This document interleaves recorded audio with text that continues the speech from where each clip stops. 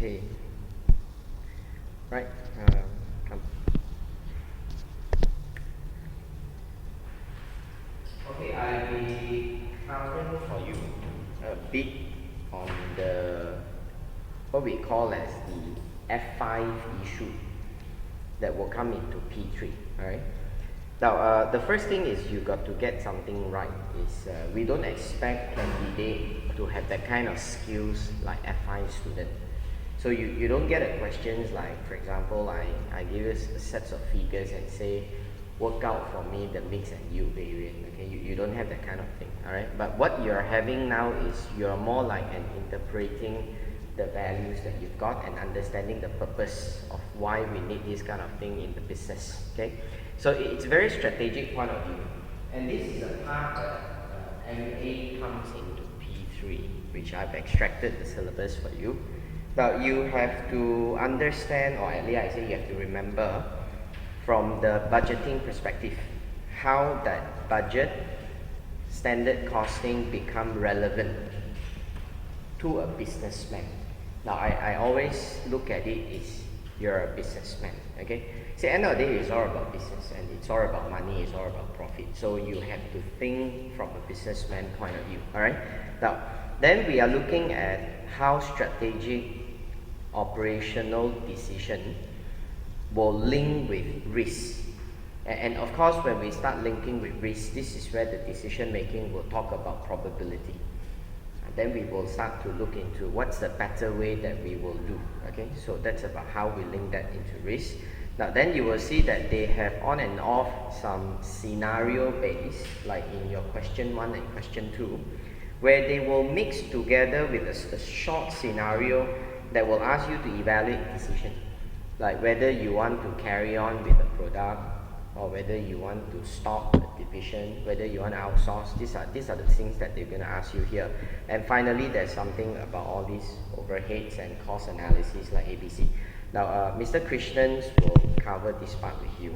Okay, so he has told me to cover it on the other aspects, so I have taken some of the areas that we're going to do. Now, so what I'm going to do for a start, okay, so since we start earlier and many are not here yet, okay, I'll just go on with some computational, calculation-based kind of questions to refresh our mind so that we remember what is relevant cost, so we remember the techniques, okay? Now you have to remember the techniques because when you evaluate a question, you still need the techniques, okay? Now, so I'm going to start off with the first thing about relevant cost, okay? Now, you see, every time when we make decisions in business, what is important is you must be able to identify. Hello, come, Christine.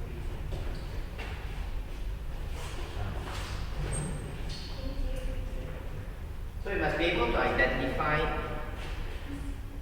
what are the relevant cash flows to our decision so that we only pick them in our evaluation, okay? Now, basically to me, if you talk from a non-technical perspective, relevant cash flows will be those amounts that will make a difference in our decision. An amount that will make a difference to our decision. So if that amount doesn't make any difference to us at all, it's not relevant. So relevant or not will always be, does it make a difference? So of course in management accounting concept, we always say whether something make a difference from the word future incremental cash flow. Okay. From future incremental cash flow. Now basically we cannot change the past. So anything that is the past or you have incurred is not relevant. Okay. Now, and we only say something is relevant because it's incremental in nature, which means it makes a difference. Alright, it makes a difference. Like if let's say, for example, you imagine Methodist College wanted to run part-time program for the A-levels. So if let's say we do that, now, then from the college point of view, to start or don't start, we're going to look at what are the incremental costs. For example, if the college decided to do a allocation of classes to their full-time staff, tell the full-time staff that if you agree to take the part-time courses, you can teach less hours Okay, you teach the evening, but you teach less hours, but we maintain your salary. So from the college point of view, there's no incremental, the cost is the same. So if that's the case, then it doesn't make any difference in terms of the salary. Then we will have to evaluate other costs. Maybe you will see electricity will go up because you have to turn on the aircon. Okay, but other than that, the rest of the costs are very minimal. So if that's the case from a business point of view, if I can do that, I probably can run the task even before my student I break even. So this is management point of view. So that's why management must know how to identify what is relevant and what is not relevant. Okay. Now, and of course, relevant cost has to be cash flow. It must involve an actual payment or actual receipt. It must be money. Okay? It must be money. It cannot be an accounting figure. It cannot be on paper. Now, that's why things like depreciation, all that doesn't affect us because end of the day, it makes no difference. Now, that's the concept that we have. You see, now I'm going to run through a very basic kind of question just to refresh back how we identify relevant cash flow. Then I'll jump into limiting factor. Then we will look at your P3 question. Then you see how they test you in P3 because it's very important you differentiate. What you're expected in P3 is not the same as what you're expecting in F5. Okay? Now, so basically this is a question that asks us that whether or not you want to take up a special order. Okay? And usually in the special order, they will ask you, what is the minimum price that you can quote for a special order? And we always know that a minimum price that we can quote is a price that it doesn't change our wealth. Okay? A price that doesn't change our wealth. So it doesn't make us any richer and it does not make me any poorer. And to us, anything that does not change the wealth must equal to my relevant cost. So that's why we know minimum price is about relevant cost. Okay? Now let's just go up. Okay, so this is an order that basically is telling us we need material Y and material Z. Now, there will be 600 units of Y and we have sufficient material. And this material is in common use of the company. Now, anything that we need to use them all the time, we have to buy back and replace it. Okay, so even if you use up for this order, you still have to buy back. Now, so that's what we know. Common use, you got to buy back. Now, the original cost of the material is $6, but it's going to cost you 30% higher to replace. And Y can be disposed of for $2. Well, I don't care about the disposal cost. What I know is if I take up this order and I used up this material Y, I will have to buy back. Because I need this material for other job. So I got to replace. So when I replace, what price will I be paying? 30% higher. Now that's the value we're going to take. Okay. Now, so I'm going to start with this. Okay. Material Y. It will cost me 30% higher. So right now, it costs me $6. It costs 30% higher. And I will need 600 units. Now that's the amount, okay? Now I don't want to waste a lot of time with all the unnecessary calculation. I just want to give you the concept, so you just leave out the total. Okay, just carry on with the next step, next line. Now, it then says that you need about 500 units of material Z.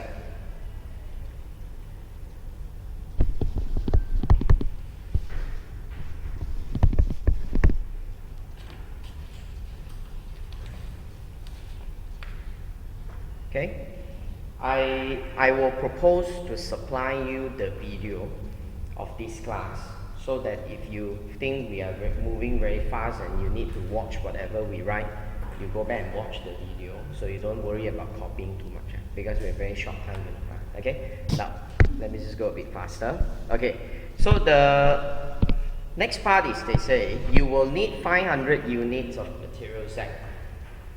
Now, currently you have 300, which obviously I need to buy another 200 to make up the difference. Okay, so I gotta buy 200. Now I already have 300. Now, and they cost you 2,000 when you bought it previously, which is none of my business now. And now they're telling you that this material has no other use. But it will cost you $400 to dispose. Now the current price is actually $4. Now, so this 300 unit that I have no other use will cost me $400 to dispose. So if I take up this order, it's just nice for me to use it up. And when I use it up, I don't have to sell off this, I don't have to dispose this material. It costs me to dispose, you know. That means I got to pay money to throw it away. Now, so if that's the case, my existing stock, right, you will see a saving. Now I put a bracket here, okay? You see a saving. Now, the savings you're going to see will be, okay, this one I don't have to calculate. I just put in the figure. I'm going to save $400. It's a positive figure. Okay, but I need to buy the balance 200 unit and at the price of $4. Now that I have to buy, which will cost me $800.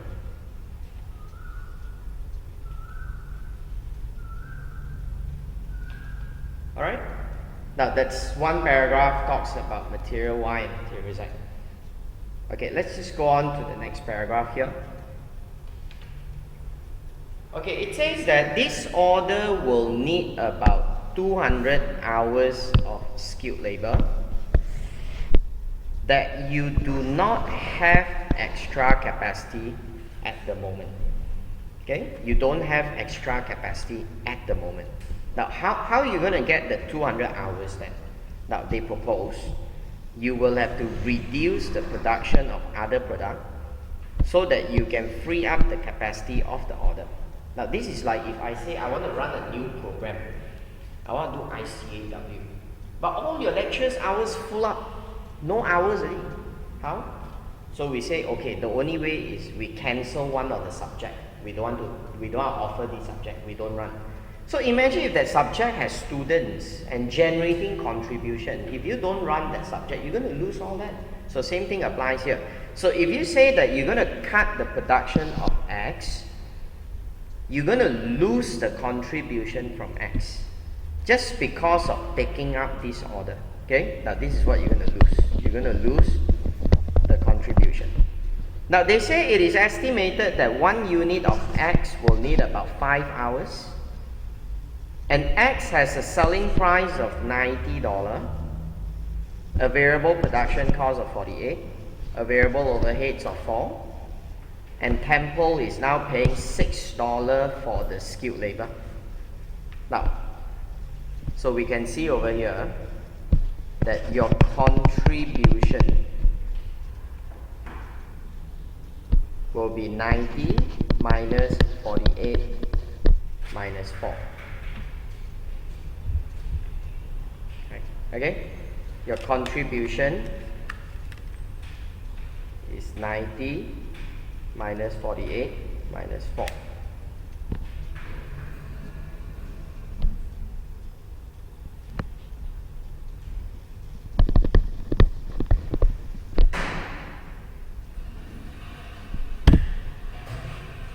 Now that's about $38 per unit.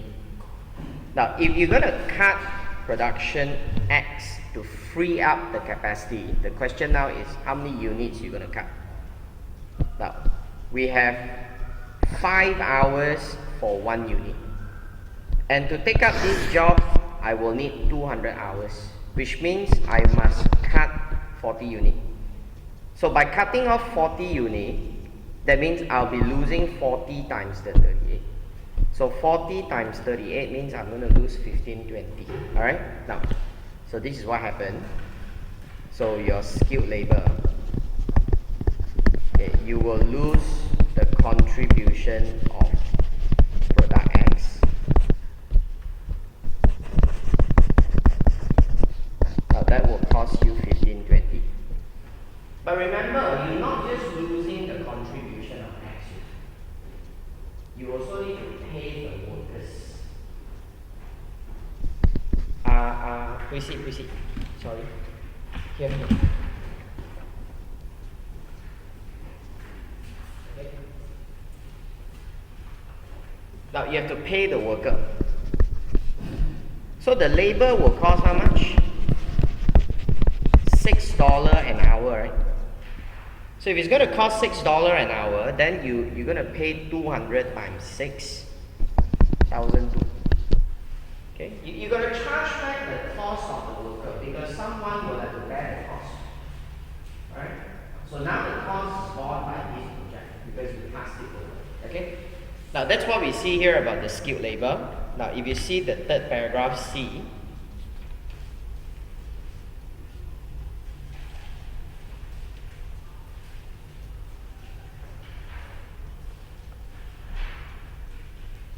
okay? Now in C it says that the supervisors are required to monitor the operations of the orders. Now currently the supervisors are employed on a full-time basis, so the supervisors are full-time. The salary will be 8,000 a period, which you've committed. And sorry, 8,000 is inclusive of an overtime of 2,005 if you take up the special order. Now, and Temple will actually charge overheads on the basis of 45%. Now, then coming back to this, if I take up the order, what's the difference? The 2,005. That's all. Well, I don't take up the order, the supervisors will not work overtime. So if I take it up, overtime will come in. So the extra is 2,005. That's all, okay? So I will see that for the supervisors, you're going to pay extra 2,005. That's the extra OT cost.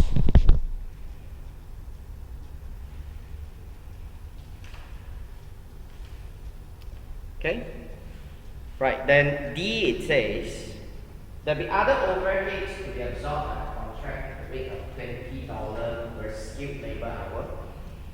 And currently the 13 is for fixed overhead, the balance for variable. Now, so we understand that when it comes to overheads, the fixed overheads are merely an absorption, which is just a paper figure, just like our rental. You can tell me every program that we run, every hour that we have, the college will charge, let's say 100 ringgit for rental. But our rental is not affected. Regardless of how you run the program, the rental is not going to change. Now, that's why in this case, these are all just for costing purpose to see performance only. Okay? Now, they are not supposed to be relevant.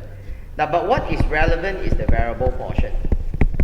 Because variable portion will change. It's incremental. So the variable portion in this case, they say, will be $7 because 20 minus off the 13 is going to be $7. Now, and the skill hours comes to 200. So it comes to 1,004. Okay, that's on the overheads part. Okay, finally, in the last paragraph, they tell us. Now, they say that Temple will need to lease a special machine for this job. Now, they will have to lease it for a minimum period of 3 months. Now, this lease contract is cancelable with a penalty of 2,005. But Temple is given an option, 3 months or 6 months lease. The monthly lease is about 3,002. This job will use the machine for only 2 months. But Temple can release this machine to an external party for a minimum of 3 months. Anything shorter, cannot. But you only can get back 2,009. Now, that means now we're deciding about the lease. So in terms of the lease, now from a business point of view, if I'm a manager here, I'll be thinking, so which option will give me the lowest cost? Should I lease for 3 months or 6 months? Now, I'm going to try. If I go for 3 months lease, okay, what I'll do is I will only use 2 months. Then at the end, I cancel it. That means I return it at the end of the 2 months. Now, why do I want to do that? Because it's cheaper for me. The rental will cost me 3,002. Okay? Rental will cost me 3,002. If I lease another 3rd month, I got to pay another time 3,002. But I'm not going to use the machine, right? So why should I maintain the machine for 1 month and I'm not going to use it? So might as well I say, never mind. After 2 months, I return back. And even I return back, I still have to pay a 2,005 as a penalty. Okay? But better that I pay 3,002. See, from business plan point of view, you don't have to say, oh, but I only use 2 months. Yeah, you keep the machine 1 extra month also for what? You're not going to use anything. So never mind. I decided to return and I'll pay the 2,005 penalty. So if I go for a 3 months lease, that means I will have to incur 8,009. Or what if I go for 6 months? Okay, if I go for 6 months, I can use 2 months. And what am I going to do with the rest of the period? I can sublease. And I can sublease 4 months. Because they say the leasing must be minimum 3. Now I got 4, I can sublease 4. So which means I will have to pay 3,002 times 6 months. That's my rental. But I'm going to get back 2,009 times 4. So effectively, I will be having a net cost of 7,006. And obviously, 7,600 is a lower cost to me. So if I'm a business manager, I'll go for this option. Okay? Now, so this is a bit on how we pick up relevant costs. Okay? Now let's just go on to page 3 and look at a very simple example, right, about how we handle limiting factor. Okay? Page 3, a very simple example about how we're going to handle limiting factor. Now, if you all miss out, as I say, those who just came, I will supply you all the video, so you don't worry about not copying anything. Okay? Okay. I'm not sure if you remember this, but this is something a bit technical that you do have to remember the steps. Now, we have limiting factor in 2 ways. Single resource means at any one time, one resource is not enough. Now, actually, the other type of limiting factor is multiple resources. Now, that's where you have to do linear programming to draw graph. Okay? But I see in your exam question, I didn't see that. So I think that it may not be that important. Okay? But if you think you have worry and you want to go through, you can let me know. I can supply you my old video those days in F5 for you to watch. Okay? But I think don't need to concentrate a lot on these are unnecessary things. Now, so if I have a single resource limiting factor, you always need to come to this thing called production plan. That's always a short-term strategy. How should I produce so that I maximize my return? Like these questions here. We tell you that there are 3 products called LCA. And now we're telling you that the company that supplies you the raw material, they inform you that there is a short supply. Now, material M and material N will be limited to this quantity. And there's no other supply that you're able to find, okay? That's it. So now we give you the information that relates to all the 3 products, okay? Now, they're telling you the material usage for each product, and they're telling you the demand that you're able to sell, the CS ratio. Now you should know CS ratio is a ratio that selling price times CSR equals to the contribution per unit. Right now, that's what we call CS ratio, contribution sales ratio. Okay. Now, and they're telling you the total variable cost. They're telling you the avoidable fixed costs as well as the general overhead. Okay. So now in these 3 products that we are making, since the supplier is telling me that, sorry, we have a limited supply for material M and material N. So what are you going to do now from business point of view?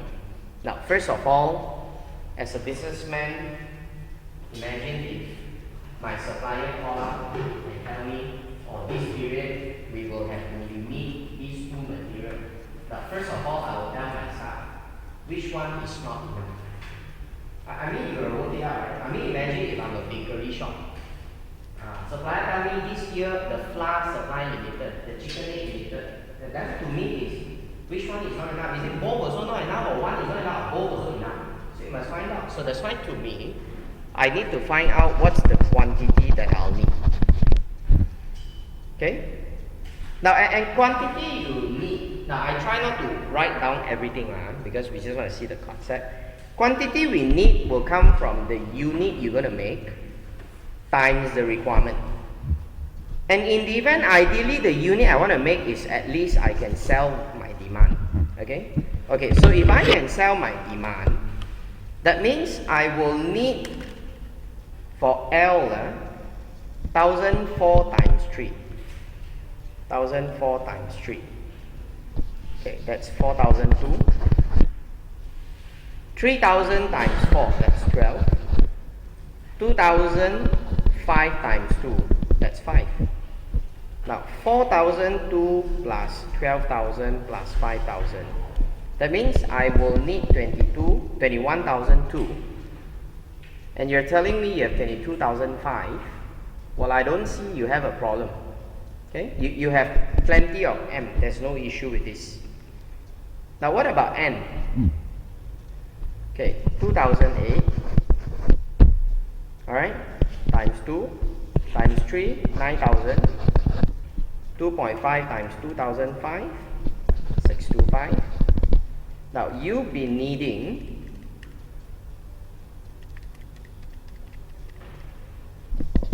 1850. Well, that's the problem.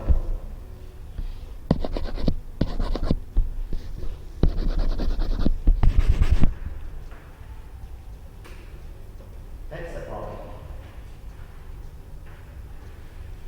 So you imagine you're a condominium. Now your purchasing manager run to and say, boss, this period not enough chicken egg. So now you must tell me, should we make the roti putih or the roti cream? Which one you want to make first? Because there's no way you're going to make both. Then you're going to ask yourself, okay, if that's the case, you will think, which ingredient use more eggs? Because eggs not enough, So obviously I will concentrate on the eggs. Which ingredient use more eggs? Or roti cream use more eggs. That means we need more eggs to make the roti cream than the white bread. Then we should make all the white bread first and make all the money there. So you have that concept. So that concept tells us that when something is not enough, we will always need to ask, what is the contribution for every kilo of material N that you have used in each product, so that you can measure which product is more profitable in terms of the material. That's what we're going to do. Okay, which product is more profitable in terms of the material. Now, and I'm going to do a simple calculation now. I need to calculate my contribution per unit.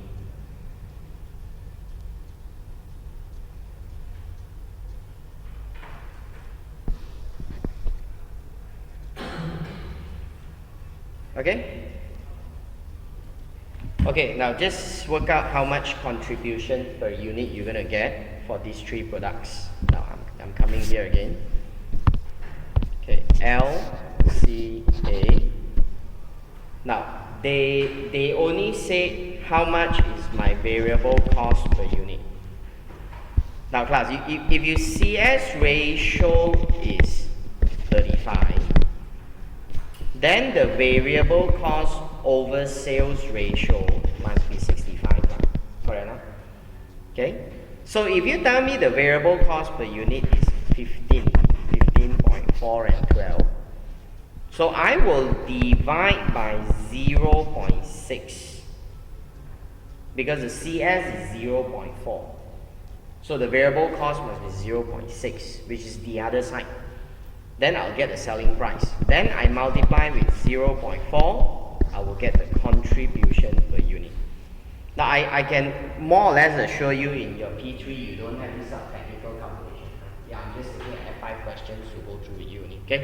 Now, So for C, we're going to have 0.55 times 0.45, and then for A is 0.5 times 0.5. Okay, I'm going to get my contribution per unit right now. So my contribution per unit is 10. And material N, I need is 2 kilo. So I'm going to get $5 per kilo. 15.4 divided with 0.55 times with 0.45, I'm going to get 12.6. And they say I need 3 kilos of material N, so it will be 4.2 per kilo. Now 12 divided by 0.5 times 0.5 will be 12. And they say I'll need 2.5 kilo, so 2.5 kilo is 4.8. Now, see, from the figures that I've obtained over here, so I will understand that the product that you're going to make more money is L. Because L gives more contribution based on every kilos of material N that you're using. So it will only be wise for us to concentrate on making L first. Okay, you're going to make L first. Now, if you make L first, until you finished the production with L, you got leftover, you move to A. And then finally, you go back to C. Now, this is what we call as the production ranking.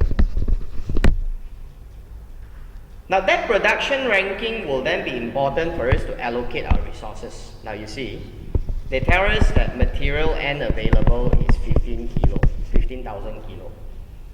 Now, so I will make L. And L, how many units you're going to make? 1,004 times 2. That will take up 2008, you see.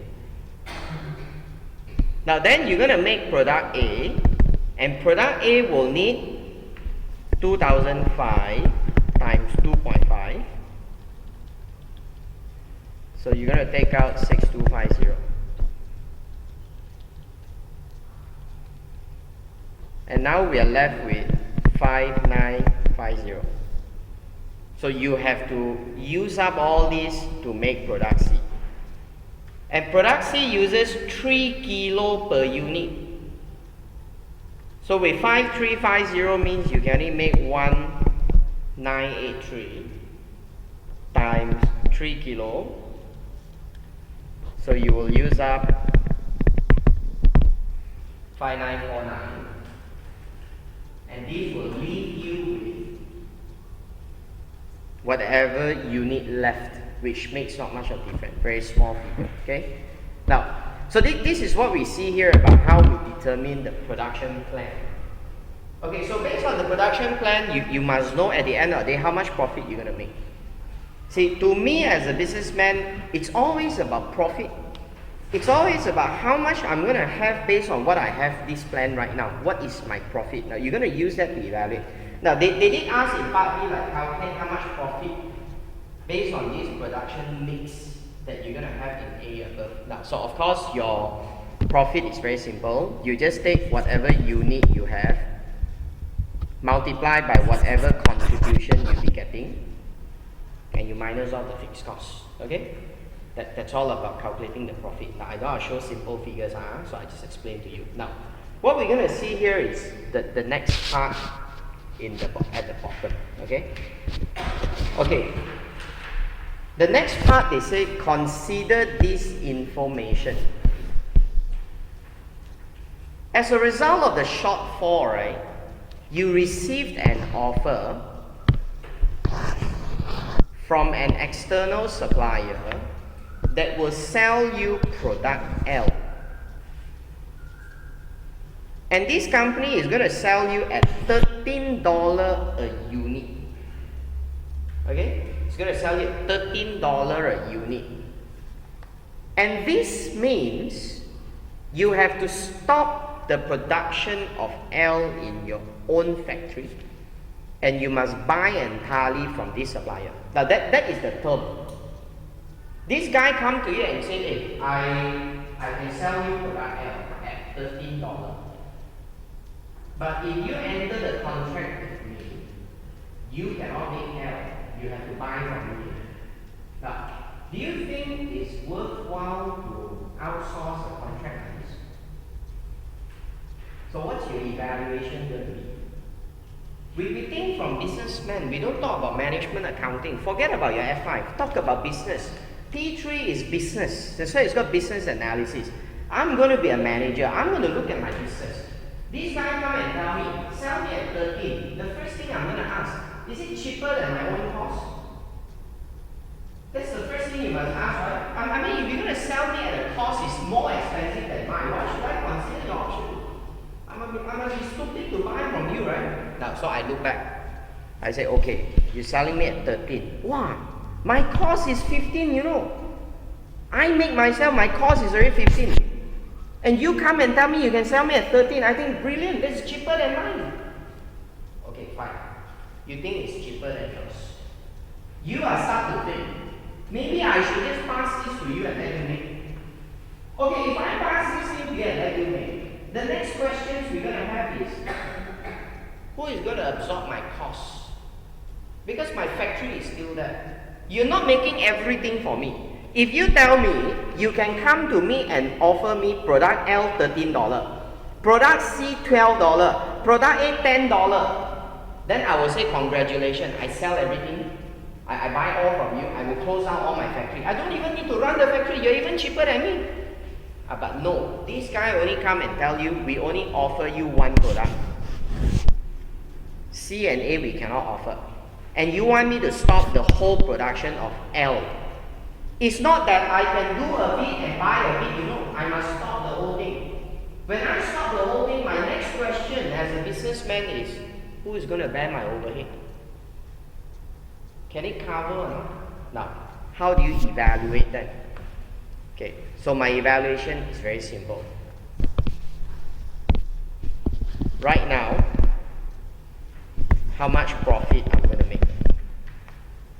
If I don't take up your offer, how much profit I'm going to make?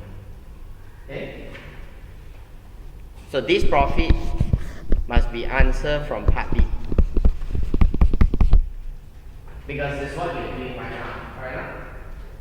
Okay. Then,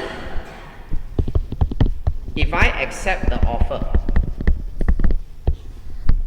how will things be different? Now, the things will be different in this way. I will not make any L. I will not make any L. I will only make C and A. And will you have enough capacity to make C and A? Now,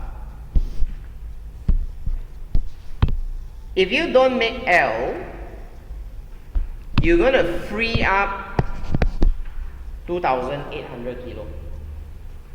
Okay? You don't make L, you're going to free up 2,800 kilo. So do you think 2,800 kilo is enough for you to make all of it? Because right now your product C is being restricted. Now let's try and see if I don't make L. Okay? Now if I don't make L, I will have in total about 8,750. If I divide by 3, I can make 2,900 units of C. I have enough already, you know. So that means now this is what's going to change. My plan is going to change in this way. I will make C and make A all on my own. And I can make all the C and all the A. Yeah, sorry, I take the wrong quantity. I will make all the C and all the A. So I start with A first. Now, we will be making 2,500 units of A. It's still the same, okay? And every A, I will be getting a contribution of 12.6. Now, if you miss my figure, just go back and trace the video. Okay? Now, how many more units can I make for C? Okay, how many more units I can make for C? Now, let's just work out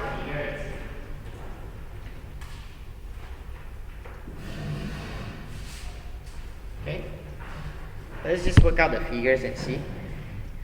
Now, I have 15,000 kilo, okay? And I have used up 6,250. So I'm still left with 875. And product C, I will need 3 kilo. So actually, I still can't make 3,000. So I only can make 2,916. And 2,916 will give me a contribution of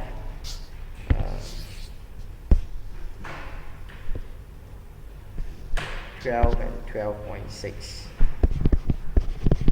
A is 12 A is 12. This is 12.6. 2,005 times 12 is 30,000. Sorry.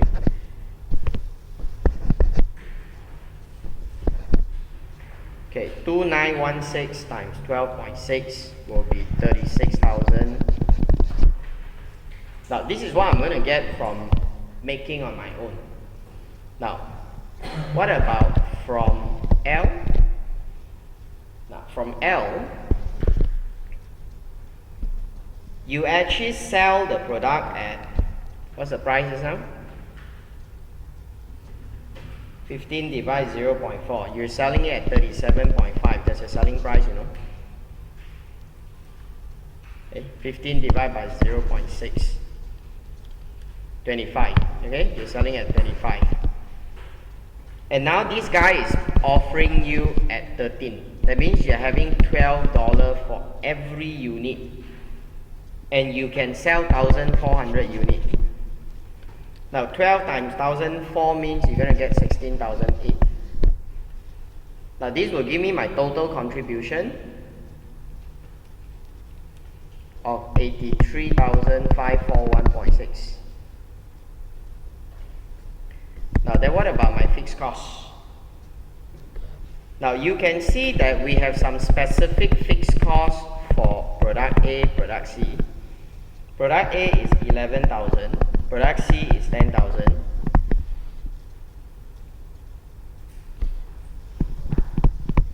And then the general overheads is 30.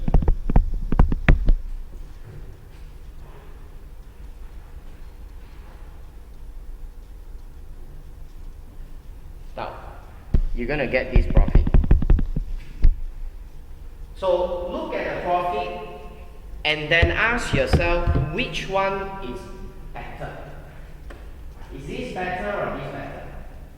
So if you get this profit higher than the existing profit, financially it shows to me that it's actually worthwhile to even stop producing product L and outsource it.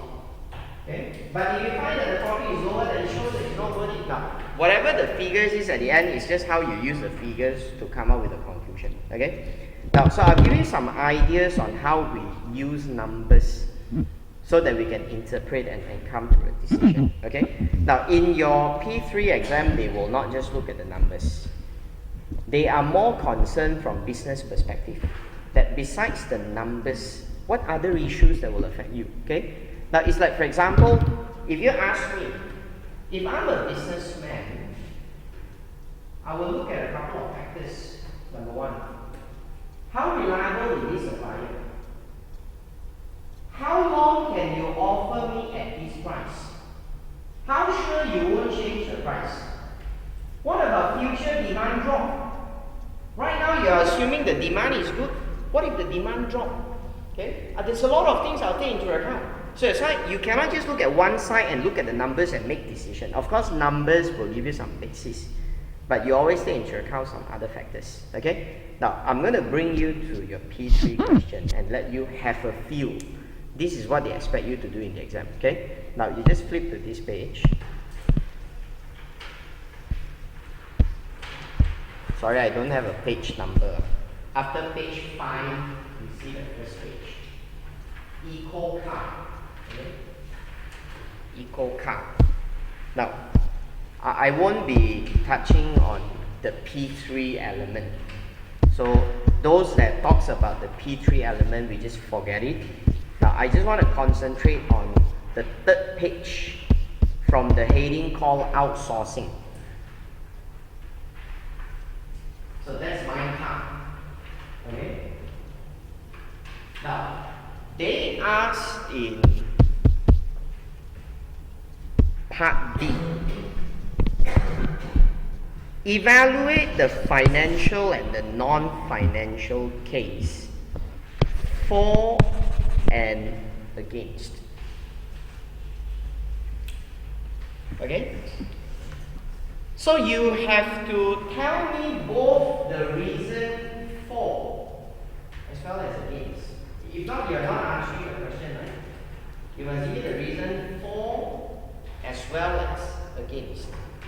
Why do you say yes and why do you say no? Okay? And when you argue yes or no, you can look from both financial and non-financial perspective. Now, I can just let you understand that from business point of view, financial perspective is always what we call as the short-term monetary impact. Short-term. Immediate cash flow is called financial. And anything that where the monetary impact is in the long-term future, it's all non-financial. Okay? For example, quality is financial or non-financial? You're going to say non-financial, right? But quality in the long run is what? It's financial. What? Quality is about financial. When you say, okay, I'm going to improve my quality, I will concentrate on making good products. Even though I don't make money, you say you don't make money, you say it's non-financial factor. But you tell me in the long run what you want to do. You want to concentrate on the quality so that maybe 5 years down the road, people will recognize your brand and say this product is a sure buy. Then eventually you come back to financial. That's why to me, non-financial is long-term financial. It's actually financial, but long-term one. That right now you still cannot calculate, you still cannot estimate, but you still don't know, it's very uncertain. That's called non-financial. Just remember that. Okay?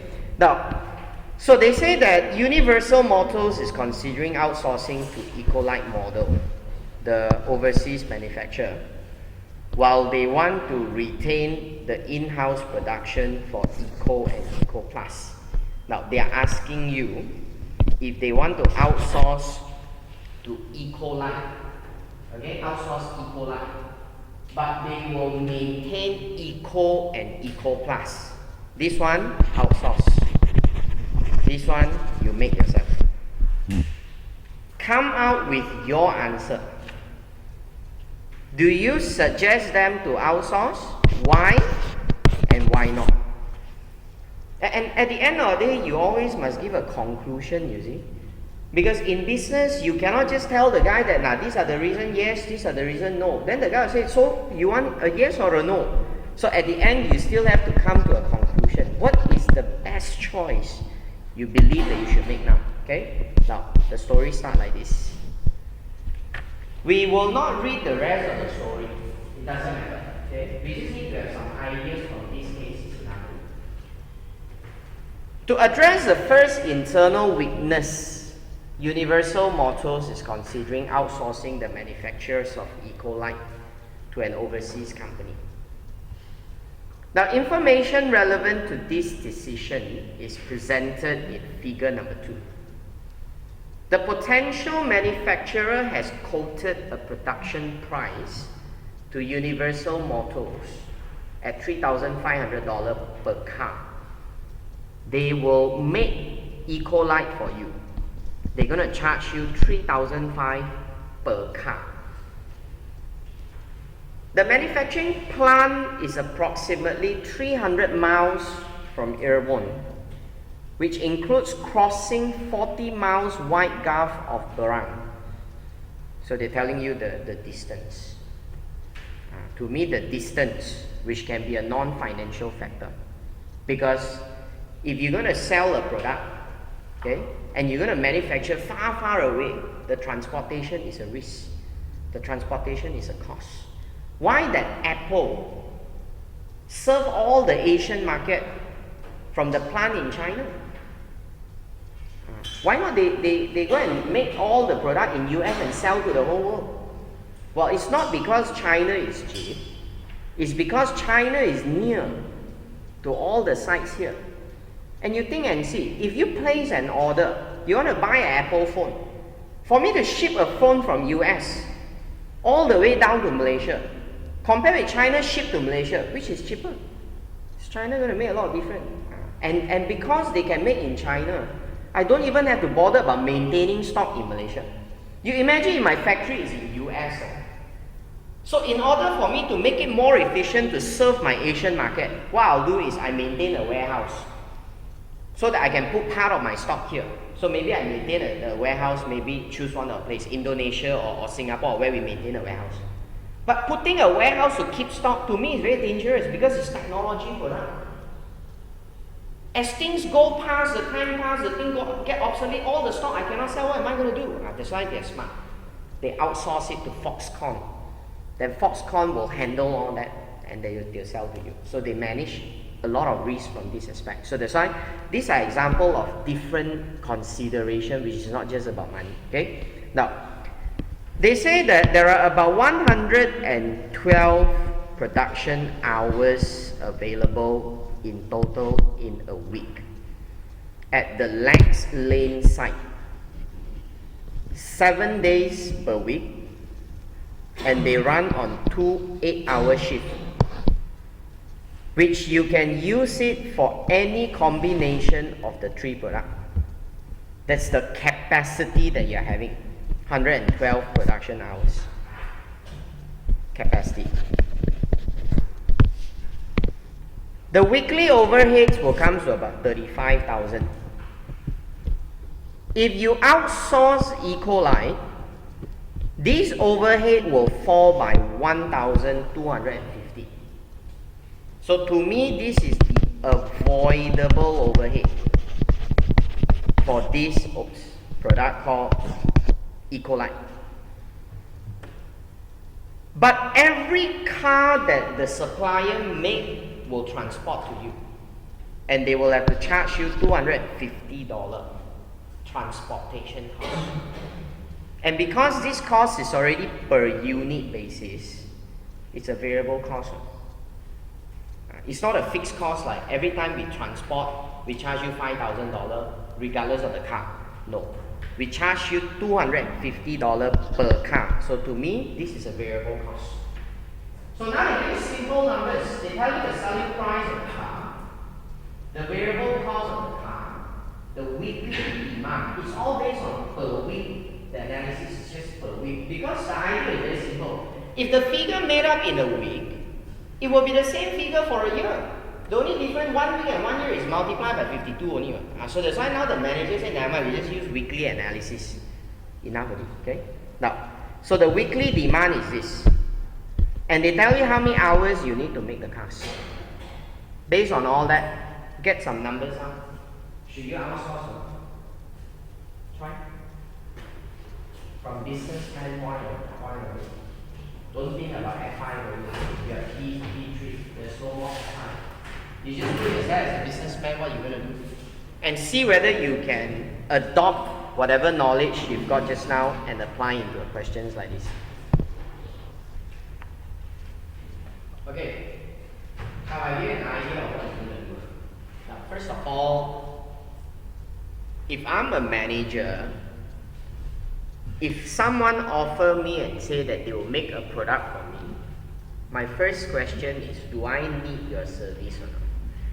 Now, why do I need your service? Provided if I have not enough capacity and I need you to help me, that's perfect, okay? But if I already have enough capacity, why do I need that? It's like, for example, if in a college, I have all my full-time lectures all underutilized. Then there's a lecturer come in and say, I can teach part-time for you. I'll be thinking, to me, I take you and teach part-time for what? My full-time also, I cannot finish using the hours. If I take you, I only pay you extra only one. So do I need that or not? So the first thing I need to know is, do I have a limiting factor right now? Because they tell me you have 112 hours of capacity. Can you make all the cars on your own? No.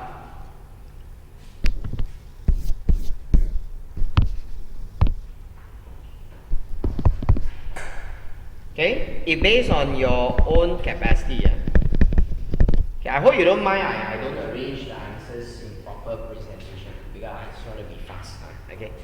Okay, so my own capacity shows I have 112 hours. Now, if I make eco, I will take 6 times 9, 54. If I make eco plus 5 times 10, 50. If I make eco light 6 times 8, 48. Oops, you have a problem. You don't have enough hours. You will have limiting factor. Okay? You will have limiting factor. Now, to me, I will always need to know if I buy and if I make on my own, which one that I will make more profit. That's the only thing I need to know. Don't talk about any formula first. Just talk about simple business sense. All these businessmen that make billions out there become so successful, they never learn any management accounting. But they're able to get the figures out because they have business sense. And business sense is so simple. At the end of the day, just one question. Which one make more money? That's all I need. So you just go into which one make more money. Now, if I buy and I make on my own, how different gonna be? Okay. If I make on my own, I will have to use the smartest way to make my product, which I will then have to choose. Should I make E, EP or EL first? That's your choice. You must concentrate on one product to make first. Which one you're going to make first? Now that go back to your theory. Contribution per limiting factor. Now, so I hope you don't mind. I start with, if I make my own product,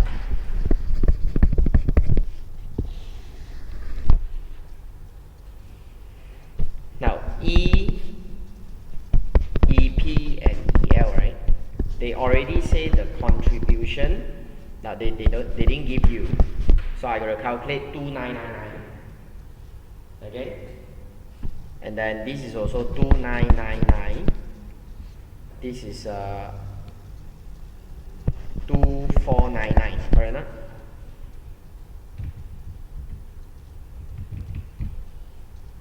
You know, if this is a real scenario, I won't even bother about the 99. I mean, if you really thought about, if I'm a businessman, how busy you must be crazy to put the $1 and make things so complicated. I will just round it to 30,000. I mean, what the heck is just a $1 difference? So that's my mindset. I mean, if you personally ask me in the exam, what will I do? Now, I will even tell the examiner, let's just round it to 13,000 for easier calculation. The $1 doesn't make any difference. Now, but that decision to round it to 13 and 3,000 and 2,005 shows your maturity. Shows that you are not so particular about dollar and cents. We are looking at big picture, you know. I'm a CFO, I'm looking at big picture. Don't go and bother with all the small decimal and make life so difficult. But never mind, since I have a calculator, we just take whatever numbers. Okay? Now, but I'm telling you, if I'm a student in the exam, that's what I'm going to do. I just round it. Makes no difference. Okay? Your decision is not going to change. Alright? Now, I will divide this by the hours 9, 10, and 8. So 2,999 divided by 9, I will get 333, 299, and 312. So which means I will have my production ranking as 1, 2, and 3. If I don't talk about any outsourcing, this is what I'm going to do. Okay? Right, let's look at, based on this plan, how much profit I'm going to make. So I will first make eco.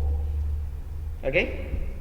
Now, how many units of eco you need? 6 units. And you will take 9 hours, you're going to use up 54 hours. Okay? And you're going to multiply with 2,999.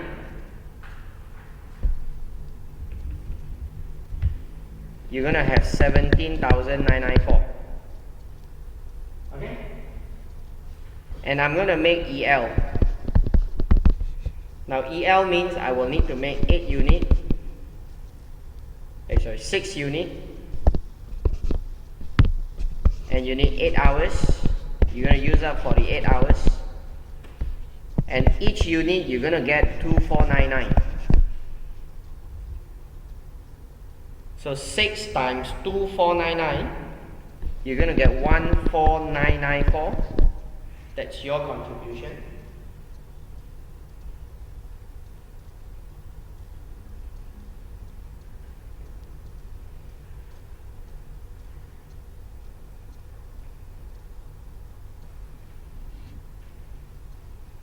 And how many hours left?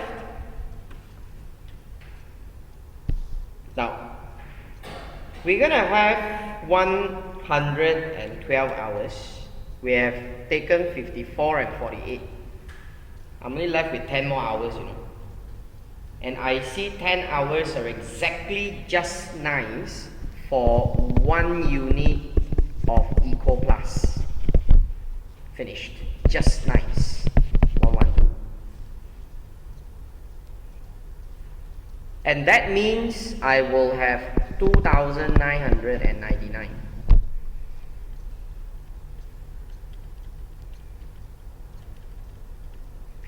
So I'm going to make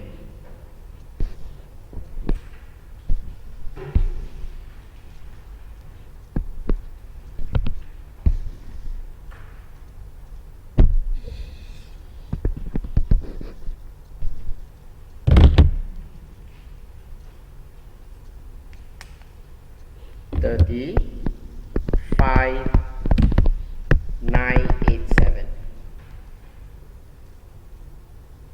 How much overheads we're having right now at the moment?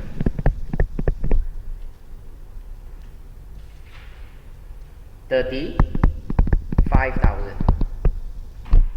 Correct, huh? That's what they say, right? The weekly overheads costs are 35,000. See this figure? 35,000.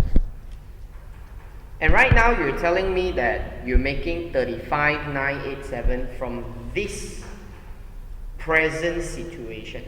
While I still see you're able to generate a positive return every week of 987. With the fact that you're not able to meet entirely your demand.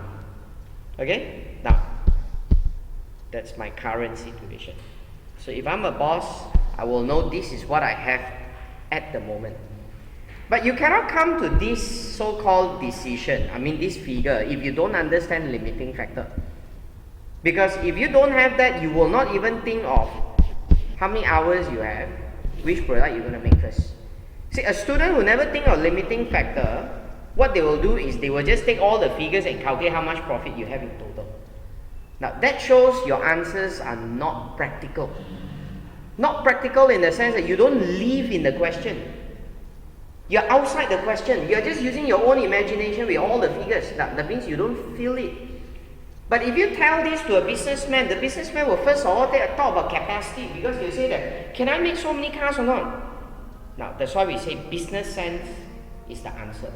If you have business sense, you actually do not need a lot of theory. You can use all these business sense to evaluate the question. Okay, so now we say, what if I'm going to outsource? So let's just calculate how much contribution you're going to get if you outsource. Now, if I outsource, right, then I will be making E and EP. I don't even make EL, right? Correct, no? That's what they are outsourcing, right? EL, right? Yeah, EL. Okay, equal like you outsource. Okay, class, E will be 6 unit, 9 hours, the same figure, I'm just writing back for you to see 6 figures. Okay, the same figures. You're going to get 17,994. Now you know or not that I'm still having a lot more capacity because 112 hours that I'm having, if you take off 54 hours, I still have 58. But do I need 58? Equal plus 10 times 5, 5 times 10.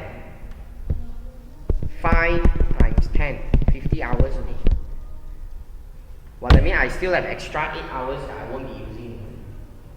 My factory will go wasted. 8 hours not working. So if you tell me 5 and every unit of EP is giving, every unit of EP is giving you 2,999, 5 times 2,999 is 14,995.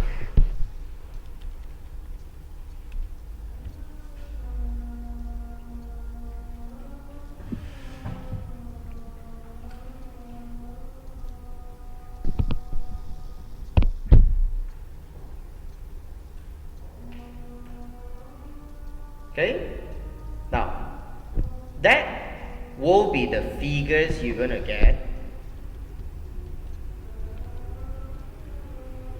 32,989, your existing contribution if you outsource.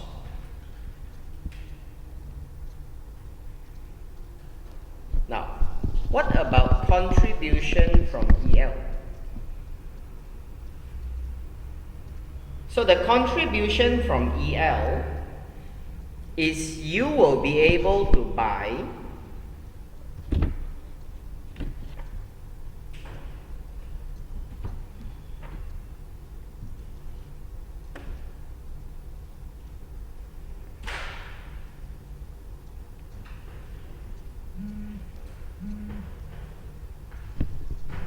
at 3,005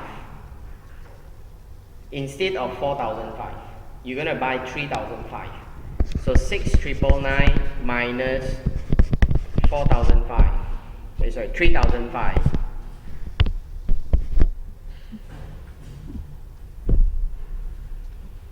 But you also need to minus the 250 because of the transport. This is your outsourcing cost. They're selling it at 3,005. Okay? Then this is the transport, which is 250. So my contribution will be 3,249, and I'm gonna have 6 units with me, which is 19,494. Is that right?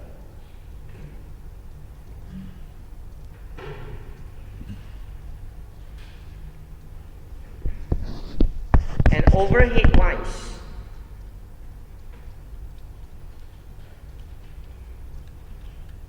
we're gonna get 52,483. Okay? Overhead wise is 52,483. So the total contribution wise is 52,483. Now overhead wise is what? Now overhead wise is you gotta pay 33,750. Because if you don't make equal line, you're gonna save the overhead by 1,250. Now, so you can see obviously that you're making a lot more profit. Okay? Now, and that has to be the reason. Because if you make on your own, you only can supply 661. You can't meet all the demand. But if you outsource, you can meet all the demand. And not only that, the outsourcer is even selling it cheaper than your original cost. Your original cost is 4,500 and these guys are just selling at 3,500. So eventually you say, I make more money if I take up this contract, which I think, yes, it makes a lot of sense. Okay? Now I want to highlight a bit of issues with the examiner's answer to you. Okay? Now, See, the examiner's answers divided about why he support outsourcing and why he does not support outsourcing. Okay? But the numbers that he presented had some problem. Not entirely, alright, but had some problems. Okay, the first thing that the examiner says is the outsourcer is selling you 3,005, which is 1,000 cheaper than your own variable cost. Okay? And it is still 750 per car cheaper even if you take into account the transport cost. Where transport cost is 250. That means every unit that you outsource, you actually can earn more because of the lower variable cost. You earn extra 750. That's what they say. Okay. Then they go on and say, these are some non-financial factors, but they go on and tell you. Now, currently you have 112 hours of capacity. And you cannot meet all your product demand. I only highlight the key point to you, okay? And they say that in the event if you outsource, there will be 1,250 reduction in the overhead. Okay, now the examiner come up with some numbers. Now, the examiner says that if you take the entire production in the factory together and evaluate, he calculated the contribution per hour of each product. And he told you that you should make equal, then equal like, then equal plus, which is what I've evaluated for you right from the beginning. So if you follow this production ranking, you should be making 6 equal first. And you're going to get 17,994, which is what we calculated as well. You're going to make 6 equal line, which you're going to get 14,994. And you're going to make 1 equal plus, which you're going to get 2,999. Now, so this production plan means that you will have 35,987 per week, which exceed the 35,000 overhead. That's what they say, which is the same figure what we worked out earlier, correct or not? Now, but they say, however, if equal-like model is made elsewhere, then this combination will happen at their production line. They will only make 6 equal and 5 equal plus. Okay? And this will give you a contribution of 32,989, which is also the figure we've calculated just now. The 2 different vehicles. And we tell you that the overheads, if you don't make equal line, is 33,750, which is also the same figure we calculated. But the examiner tells you that this is not feasible. That's what he said. Because he said that 32,999 is less than 33,750. It's not feasible. Now that's what he said. But these answers is not acceptable. Because you are not comparing with the contribution from what you buy. How can you leave out equal line? If you do like that and you tell me you don't outsource, I think the manager is bloody stupid. You're not even thinking of equal line there. Then where's the equal line? You tell me where's the equal line? Are you going to sell equal line? No, you're not going to sell. You're just going to make these two. Then you tell me that equal line is made elsewhere. Then where's the contribution? The figure was not taken into account. Okay? So that's the problem. Now, so if you include the equal line, you will see a massive figure. So this is something that I'm just interpreting from the point of view of a costing lecturer. What's wrong with the answer? Okay? But I don't think that these are small differences is going to kill the student. Because eventually in the exam, we don't look at the tiny nitty-gritty in the numbers. We are looking at how you present your concept and how you argue. Okay? So long that you have come to the same direction that you are arguing like a businessman, your answer is going to be perfect. Don't worry about that. Huh? Okay? We are talking about professional level.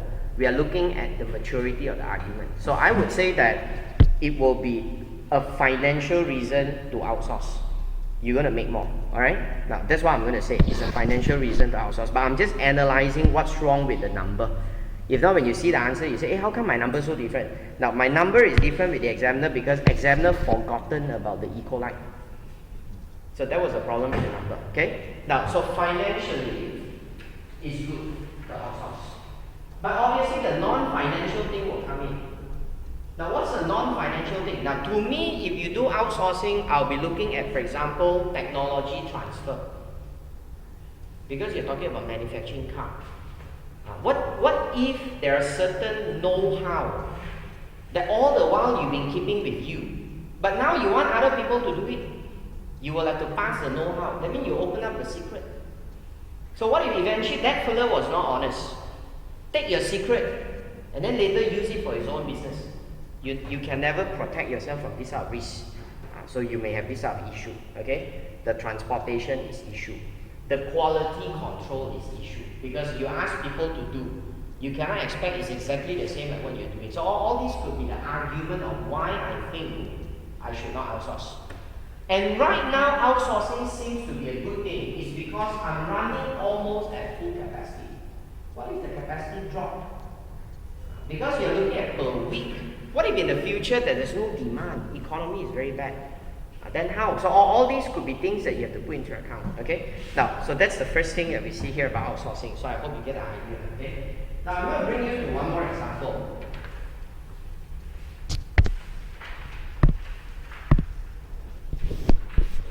We will not do the least square first. Okay, let's come to this question 2 called Stella Electronics.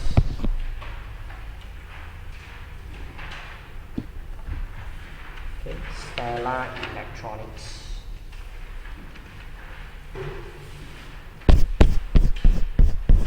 Okay, the question is 2 parts. Okay, first of all, they ask you to evaluate. Can find the question? Evaluate the current process for handling SE customers at TCG. Evaluate. And suggest some improvement that you will have in that particular process. Now, I'm not going to do everything here because I don't want to overlap with what you have in the history, okay? But I'm just trying to tell you how important is, like I've been saying, the business sense at this paper, okay? There are a lot of things I don't have to really study. I still can do one. That's why if you give this type of questions to a businessman, the businessman will laugh at the question and say, wow, this type of thing you all need to study one. Because, you really don't need to study.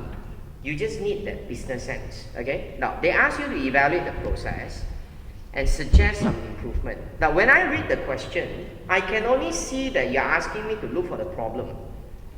If it's not problem, why do you ask me to suggest improvement? It's only when there's a problem, then only I need to improve the problem. So from reading requirement, I can guess what you're asking me to do. Look for the problem, okay? Now, I don't know what's the process until I read the question. Then again, they ask you, discuss, do you think that SE should continue outsourcing the customer's call handling process to TCG, or you should bring it to your own in-house process? Okay, so that's the story. Right, let's read this. Right, Stella Electronics owns a chain of electrical retail stores throughout the country of Arboreum. The company sells to general public through its stores and website. It has outsourced 3 areas of business process to TerraCall General. So TCG is a call center specialist that they will accept call for on your behalf. Like you call to Maxis or you call ACCA. So ACCA appoint a company to answer your phone call. Now this is the company called TCG. And they ask you to evaluate the process. What's wrong with it? Okay? They handle on behalf of Stella Electronics customers requesting service contract, customers requesting refund for goods purchased from the SE website, customers with technical queries about the products that they have bought. The business process for handling these calls is given in figure 1. Now that's the figure. Well, really, I'm a businessman, I don't understand this chart, but I think I can more or less guess what you're trying to tell me, okay? So they tell me step by steps of what's happening. The customers phone TCG call center, okay? Now, we come to this later, okay? Okay, they say the company is reviewing the renewal of the contract in the light of the customer's complaint. Now, that means they already tell you the problem, right? The problems currently faced by the customers is time that they need to complete a query. They are frustrated because they need to provide reference number and password. And they have problem understanding the essence of the people in the call center. Maybe you have a Scottish answering the phone. I don't understand how Scottish speak English. Oh, I don't know what you're speaking. So that's the problem. That's why you call ACCA, you know. Okay? Now the unemployment is rising in Arboretum, and there is an increased resistance to services being outsourced and offshore to companies such as TCG. SE is aware of the growing hostility of the customers to such arrangement. Okay, so now they ask you to look for the problem. So they already tell me 3 problems. They say number 1, the time that they have taken to complete the query. This is like how long you need to take over the phone call. You know, you call me back and see you want to use a credit card center, you call and see. You can call and wait 12 minutes and there's still no response. And you'll be so frustrated with that because you're not. So these are the things you're seeing here. Now, if I look at the diagram, I just have to think, if I am a customer's point of view, what's wrong with this process? Number 1, they say they phone this TCG call center, then they go down and say identify the company. Now, I think that's a very stupid thing. As a customer, if I call Maxis, I will only know I'm dealing with Maxis. I mean, come on, when I call Maxis, they say, for Maxis, choose 1.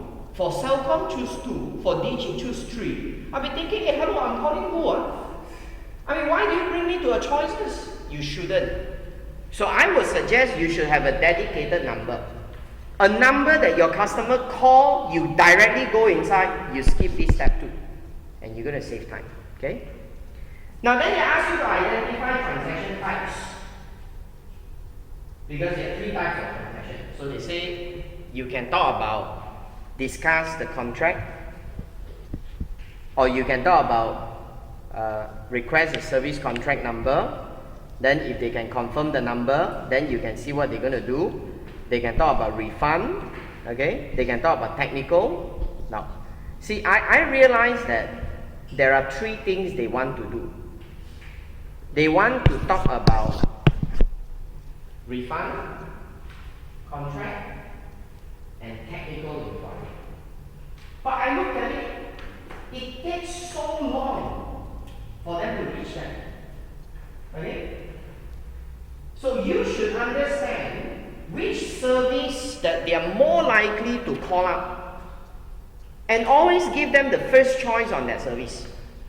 For example, when I announce the choice of service, if I think that technical query is the most, I will start with saying, press 1 for technical query.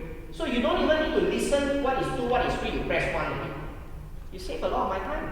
Now you see, I just have to think from your point of view, I can improve the service. Now then it will go direct. Okay. Then you see, they mentioned that request for payment or service contract reference number. They ask for all this.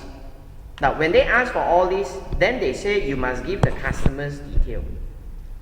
If customer detail don't know, then they terminate. Now that means, this is like what you know. This is like, you let people go one step further, then only you terminate them. You make people even more frustrated. This is like a girl, okay? You ask her out, hey, can you go makan dinner with me or not? Now you are testing the girl. The girl says, I'm very happy to eat dinner with you. Yes, I'm very excited. What? Now you feel that the girl got chance to you. Then you go to the dinner, the girl tell you after eating, actually I don't like you one. I mean, this is stupid, right? You should terminate me right from the beginning. Why you want to drag all the way until the end and terminate me? So that's why if I am the call center, I would insist that you provide me the detail So over the phone, I say, I don't know the detail, I hang up.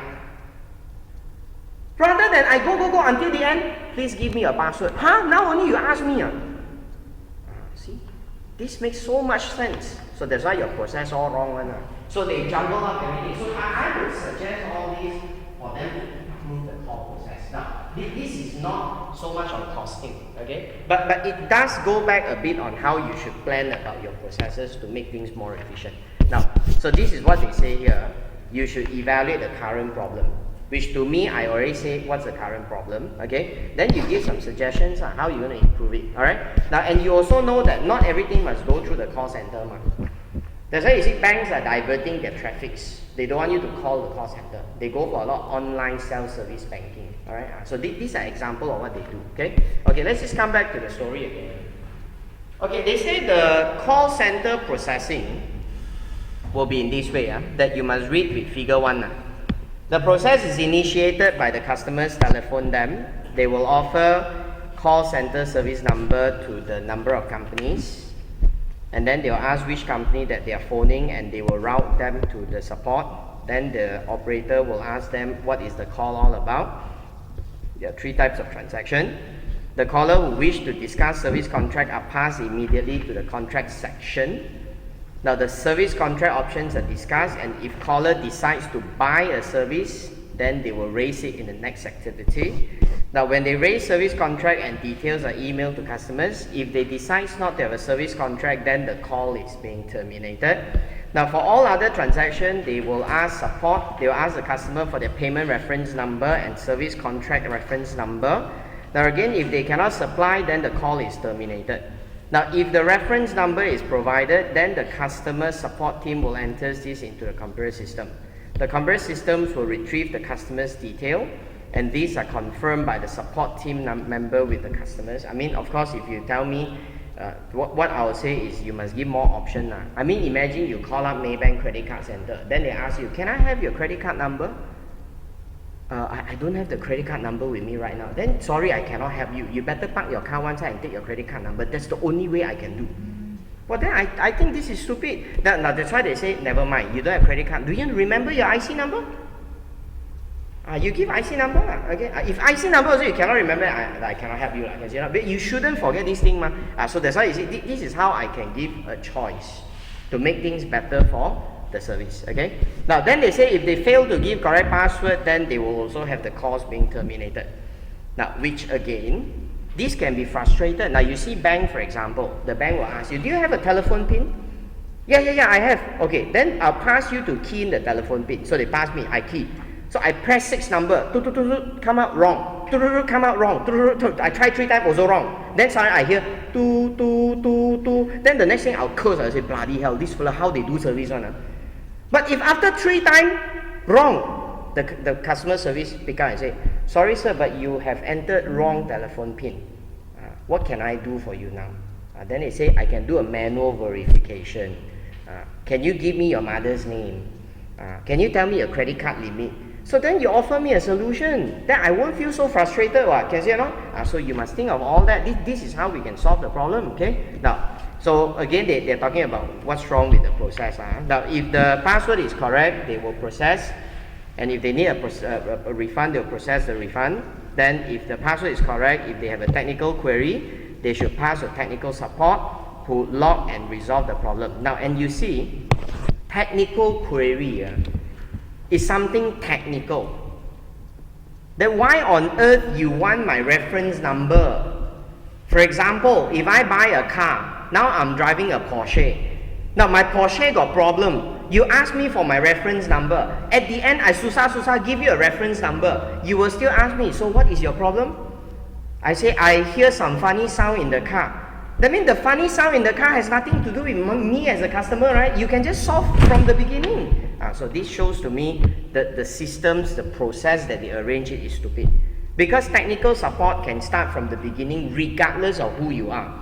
Because it's a common product. Now all these are the things that they have rearranged it wrongly. So you suggest them to change.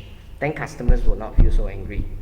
Now they come to some numbers. They ask you, TCG gives you that they have 24 hours a day, they work 7 days a week. That means they're giving you round the clock service, non-stop one. Okay, customers can call anytime, and they say there are around 600 calls a day in every 24-hour cycle. Now they tell you the breakdown of the calls, how many percent are technical, how many percent are for refund, and how many percent for service contract. Okay.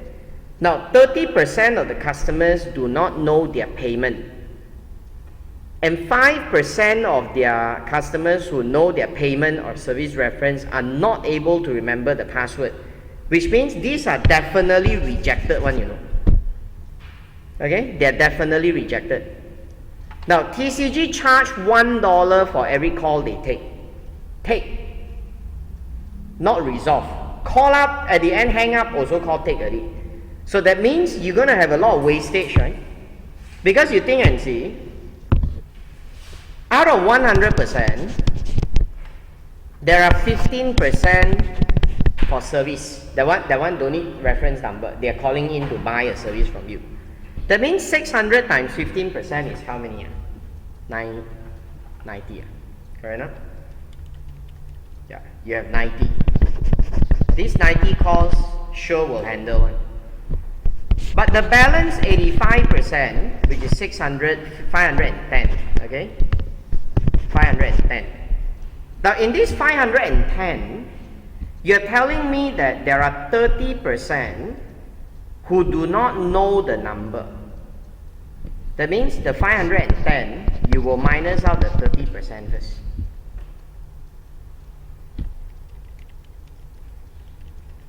So left with 357. So 153 gone already, no? And from the 357, you got to minus another 5% because whatever left, another 5% don't know their password.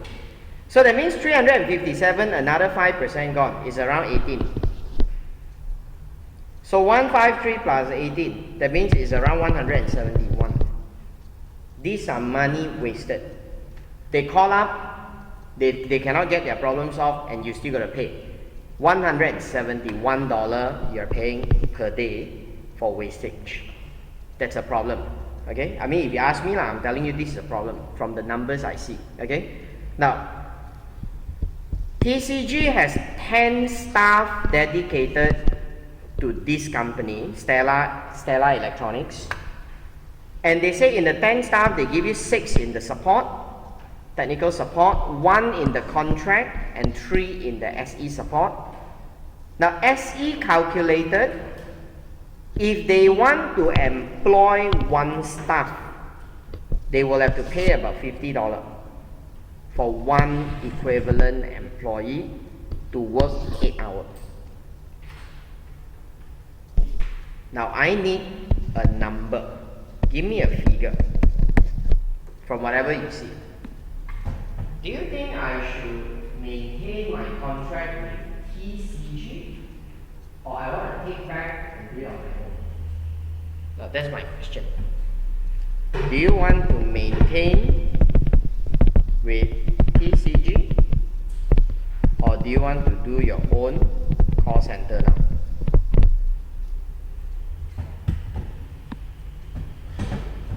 That's the only part you need the numbers to. Then after that, you will talk about theory. You will give your grounds of argument. So, what would be your choice? Now, I'll give you a few minutes to get the numbers. You try and see numbers. How? Can you get it? Now, again, if I'm the CFO, I will say, okay, I pay you around $600 a day for this contract. If I'm going to do it on my own, what am I going to pay? Now, TCG says they employ 10 staff for you. 10. So if you're going to do it equivalent of what they are doing, you must also have 10 staff. And you must go for 24-hour cycle, you got to pay $50 for an 8-hour cycle. So if you go for 3 times 24 hours, okay, 3 times the 8 means 24 hours, you will actually need to pay 1,500. That's it. That number's done already. Where got difficult numbers? So I will pay 1,500 to get back something I'm now having at $600. I will say that then 600 is still cheaper. Why should I be wasting money to do on my own? So this will be a financial evaluation that support you should just maintain. And you must also understand, it's not just about having your staff only, training, setting up the equipment, the call line, everything must be there. Right? So that will not be something cheap, So you got to come up with all that. So that will easily go above that. So unless you tell me you are able to do it at less of the staff. For example, I can only do it with 5 staff, not 10. Okay? Or for example, I'm able to come up with like even out the workload. Maybe during peak hour we have more staff. Off peak we cut the staff. Like at night we can maintain only 1 or 2 staff because usually people don't call in the midnight. Okay? Now, so if I can cut the staff, then it makes a lot of difference because this cost is going to go down to 750. And number 2, right now you're having 600 calls a day. How likely you believe in the near future that the number of calls will go up? Now, if let's say in the future the number of calls will go up by 30%, 600 become 780. Now, and you can do it on your own at half of the staff capacity. That means my cost is getting cheaper. So all that is something that I cannot tell if I don't have facts and figures about what will happen in the future. So if I have the future details, then I can evaluate, then I can tell you that maybe it's worth to do it on my own. Okay? Now, and again, they are only asking you whether or not you want to outsource, which means they are not just talking about financial evaluation. We also talk about non-financial, which that's the reason why they highlight to you that they say unemployment in your country are rising. People are very unhappy with you because you're outsourcing, you offshore this contract to people outside. The Malaysians are already hungry, got no food to eat, and you're still giving the contract to the Indonesian. People get very angry with you already. So now you must be thinking from this perspective that when I do that, will it be happier for my own customers? So you're talking about stakeholders already. So this is your P1. Okay, I think P3 is right. So how are you going to handle the stakeholders' demand in this respect? Okay, so that's going to be very different. Then number 2, people are very frustrated with this call center. Probably the product understanding is very poor. So if you have your own people to handle the calls, it might be better service. So all this is what you should take into account before you decide. So that's why at the end of the day, you are making a choice between that.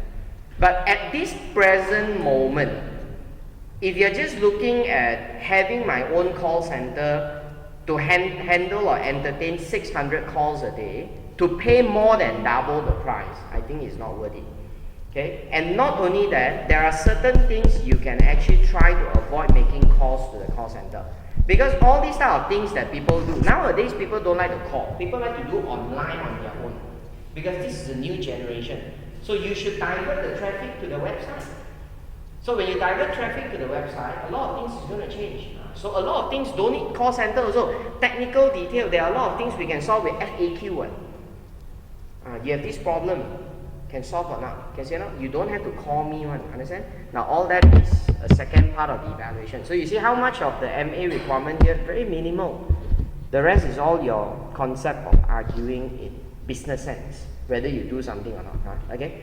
Alright, so this is another question that is decision making. I mean, if you see the heading, it looks like outsourcing, but numbers wise are very little. Okay? Now I will, we'll take a break. We'll come back, then we will look at forecasting and how forecasting is being brought into P3. Okay, so how we will handle questions like that. Okay, let's move to the second area.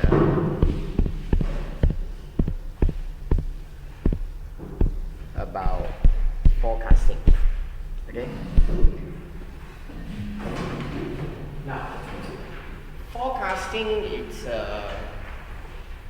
it's a very important aspect in business decision, because it's a lot of things we do. It's all based on what we believe the future is going to be, right? See, like for example, if I'm going to place orders for textbook, supplier asks me, how many books you're going to order, okay? And I always have a problem, like if I order too many books, I can't sell, okay? If I order not enough books, then there's going to be problem. So you just imagine this is a situation. It's best that we have something to guide us. So we need to forecast, okay? Now, whatever forecasting techniques that you study in your ACCA, they all share one common feature. And that common feature is a key limitation of all the forecasting techniques you know. They are all based on the past. We are looking at the past to tell the future. This is like driving your car with the head look at the back. It's not going to bring you anywhere, alright? It's very dangerous, okay? But that's exactly what we're doing, alright? And we are saying that it's better than we don't have anything. That's what we say. It's better than we don't have anything, okay? But you know, in business, there's so many things are changing in the environment. The environment is so dynamic that you cannot just use the past to dictate the future. A slight change in the environment, the future is going to be very, very different, okay? Now, there's so many reasons. You look at example. Yesterday we heard of the news about the North Korea very fighting with Malaysia, bar our Malaysian, and now with all the missile testing, then US also coming in, China getting very upset. What did China say? China tell all the Chinese tour agents to stop selling tour package to South Korea. See, just simple development overnight, you've lost all the Chinese business. And you tell me all this forecasting model is able to factor that in? It's impossible. Now that's why this is the main limitation you have to remember, okay? Now, when we do forecasting, right, the main technique that we actually learn is called time series. Time series basically refers to a series of value over a period of time. That's all, okay? That's called time series. Now, when we do forecasting, we are using a very simple concept of forecasting. If you can draw on a piece of graph to show me the trend, okay? Like if I tell you this is how the trend gonna be, okay? And what can show the trend is the past. Then I can tell you, I believe according to the past, the future will be here. Because I'm assuming the direction will just keep on going the same forward, okay? Keep going forward, the same direction, it will be here. Now this is the forecasting technique that we are doing. It's that simple, okay? We are just using this concept, look at the trend, based on the trend, predict what the future will be. But in real life, we understand that results are not just based on the trend alone, but it fluctuates due to many reasons. That's why if you say that this is how the trend is, now assuming if I start putting some values, okay, you realize that your values are not exactly on a straight line like this, but the values are fluctuating up and down. I mean, you're still able to show me where is the trend. The trend is a line that fit in between all the value. That's why we call this line of best fit. It fit in between the value, in the center. You cut through the middle. Now, I'll probably be able to draw a line in this way. I still can draw a trend. But the difference is, because now I notice that the values are simply to be above and below the trend, it seems that there is a relationship that I can interpret. Sometimes they are above, sometimes they are at the bottom. Now, and we call this relationship as the seasonal variation. The reason why that for this particular season, the value is above or the value is at the bottom, okay? So it varies according to the season. It can go up, it can go down. And by having a seasonal variation, it helps me better in my forecasting. Because if I ask you, what do you think that the result's going to be for this period? Now, I can say that the results is around the trend line here. Now, I can draw you a circle, it's around that. But my next question is it above or at the bottom? Or is it on the line? So, will it be here or here or here? I give you 3 points. Is it A or B or C? Now, to answer that, we need the seasonal variation. Okay? Now, because whenever we do forecasting, we only limit forecasting to short term. We can't forecast too long in the future because we know no forecasting can be accurate in that way. So that's why we only want to do a short-term forecasting. So in a short-term forecasting, we only need 2 elements. We only need to know the trend, which show us the underlying long-term movement, and we only need to know the seasonal variation. Now, the rest of the reasons that would affect my fluctuations, like cyclical and random, we will ignore them because they're out of the scope. Cyclical is medium term. We don't do medium term forecasting. Okay? Random variation is things that we cannot predict. Like what happened now? Suddenly, the government make a policy decision. Now, these are things we call it random variation. Okay, it's out of the blue, all of a sudden, we just don't know this thing is going to come. Okay, now, so when we do forecasting, if we take out these 2, so our model becomes so simple that we believe that the results, which we call it Y, and we call it Y is because in the graph, Y is the axis that you're trying to predict. So it's Y. So Y is made up of 2 values. The value is your trend, your seasonal variation. Now, just 2 values. Now, and of course, this model has 2 types of model. You have an additive model or a multiplicative model. So if additive means you talk about plus T plus S or T times S.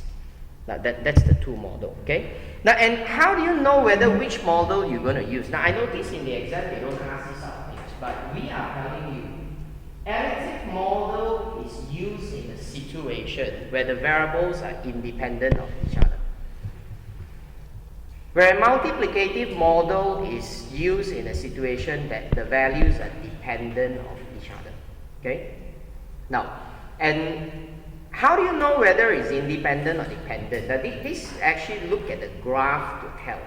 So if you give me a time series of, let's say, a 30 period, then I look at the graph, then I will be able to tell you whether it's independent or dependent depending on how big is the fluctuation according to the trend. Now, which I'm not intending to tell all these things here. Okay? Now, anyway, come back to this. So now you see, if I want to do forecasting, I must have the trend first. Then I need to find what's my seasonal. Then only I can forecast. Okay? So how do you find trend? Okay? How do you find trend? Now, if you want to find trend,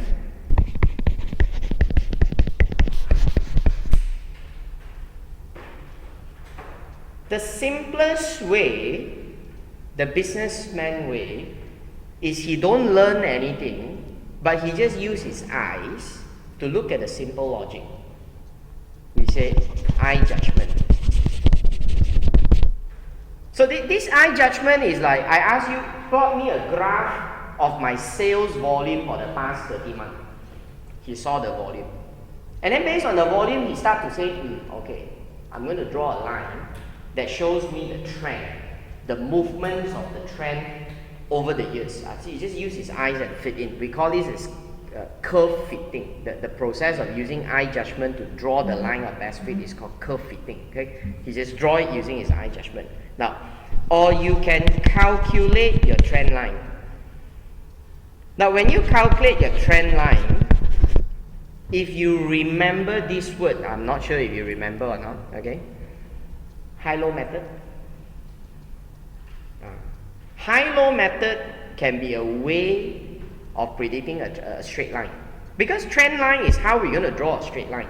But the problem with high-low method is so inaccurate that it only predicts a straight line based on the correlation between the highest and the lowest point only. And ignore the rest of the point. Now, if let's say example, I just draw like that, okay? If I gave you a series of values in this way, and you tell me you're going to use the highest point and lowest point and draw a straight line, it's still fine. Because this line doesn't seem to be so out of trend. It still seems to be going within the values. You see, no? Now, I think this is okay. High-low in this case is okay. But if you have extreme values, you just imagine you have extreme values and you tell me you're going to use high-low, where your high-low is this way, then I think the line is totally wrong. Because it doesn't seem to be reflecting the trend. The trend seems to be focusing around this direction. These 2 points seems to be an extreme values that has distorted your trend line if you have used high-low method. Now, that's why we say, if high-low method doesn't seem to solve the problem, I mean, you use high-low in this way, it's fine. But if the second way, you can't use high-low. So that's why the better method is we can use linear regression. So you will establish the regression line, which is your y equals to a plus bx. Now, if you are concerned about how to calculate the regression, which I am 99.9% sure you won't be asked to, okay? But if you're very concerned, I have a video in the internet also that shows you how to use the calculator to press the regression formula, okay? Now, I will supply all that to you all. Yeah, you all want to watch, you watch. 5 minutes job only, okay? If you think you're concerned, then you learn the calculator. If not, then don't bother, because I don't think they're going to ask you to calculate. They are more important with the concept, okay? Now, you're going to use this to work out the regression line. Now, or you can use a method called moving average. Okay? So the whole idea of moving average, because we say the trend line is a line that fits in between or in the middle of all the value. So what is the middle? The middle is the average, correct? And to us is we are trying to get a few mini averages to plot a line. So that's why if you have a period of 30 months, we are trying to get the individual average of 3 months, 3 months, 3 months, 3 months, 3 months. We try to find the average point so that we use this average point and plot them as a line to show that as a trend line. Now that's why this average is moving, is rolling over, rolling, revolving based on the period. Like how many months you want to move them, okay? So you can take a 3 months, 4 months average. Follow now? Now, I'm not very concerned about going into the calculation of all these, okay? Now, so this is the first thing about how we get trend, okay? Now, when you get trend,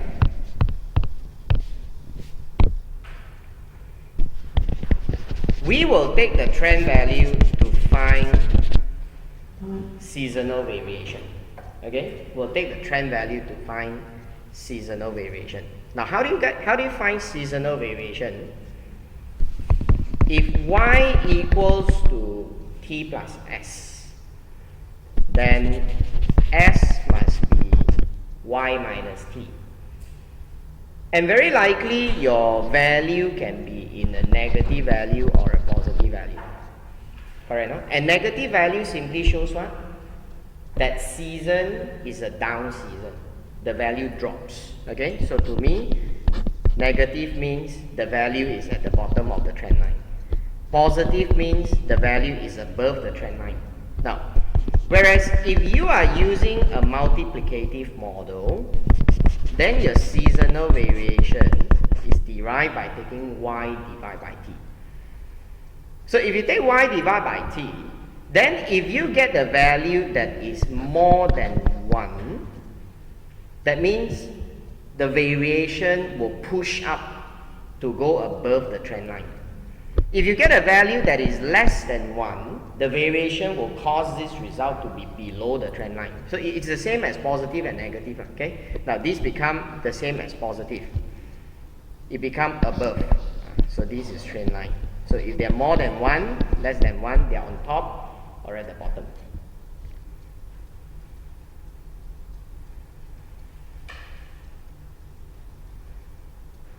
Okay?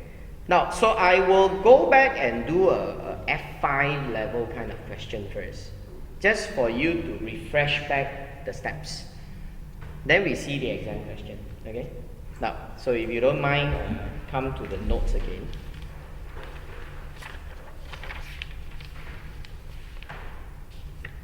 Okay. Calculate the page 5. Okay?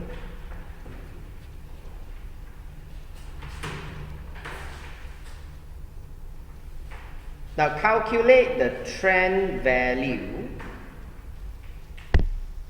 if you are using 4 quarters moving average method. And then from there work out what's the adjusted average seasonal variation. Now here I say using additive multiplicative. Now I'm not going to do all these, I just want to use one model to show you. Okay? Then they ask you to forecast the sales demand. Now I just want to show you if I'm going to use moving average. What do you mean by moving average? I show one time only, okay? Now, the whole idea is you want an average of 4 quarters. So you must take the 4 total, you add them up. So we call this as the 4 quarter moving totals. Now, 4 quarters moving totals, if you divide it by 4, it's going to be the 4 quarters moving average. And supposedly the average is the trend. Supposedly the average is the trend, but I'm going to show you the problem, okay? The problem we're going to have. Now, let me just get the figure first. Okay. So, 50,400, 48,002, 46, 38. Now I'm having 177,200. I divide it by 4. I'm getting 44,003. Now this is my moving average. But where is my problem? Now, the moving average has to be centered average. A centered average means the value must fall the same line with the actual value. If it doesn't fall same line with the actual value, you're going to have a problem. What's the problem? You cannot find seasonal variation. Now, if you're going to take y minus t, now, if you're looking at this line, or you're looking at this line, you don't have a t. Because the t is in between. So how are you going to find seasonal variation? Now, that's where the problem comes in. So that's why you do remember those days in the lower level, we say that, okay, when you have that kind of situation, you have to do twice the averaging. That means you average once more. Now, what do you mean by you average once more? Okay, so if I take the average just now, okay, let me calculate the next average first. So I minus out 54 plus 58.8. Now I'm going to get 185,600. I divide it by 4. We get 464. Now, so what we do is we take 464 and 443, add and divide it by 2. So we have 45350. Now you solve the problem because now you have an average that is centered, same line as the actual. You solve the problem. Okay? So if you take 40,006, you minus out with 45,350. So you take y minus t, you get your s. And you're going to get negative 4750. Now this is how we get s using the additive model. Now I'm not going to do multiplicative, so I'm just going to stop that. Okay? Now you won't really get all these figures in the exam and ask you to calculate. You trust me, they won't ask all that because they don't expect you to remember all the steps. So I'm just giving you an idea how I derived the figure so that you will remember the significance of all the steps. Okay? Now,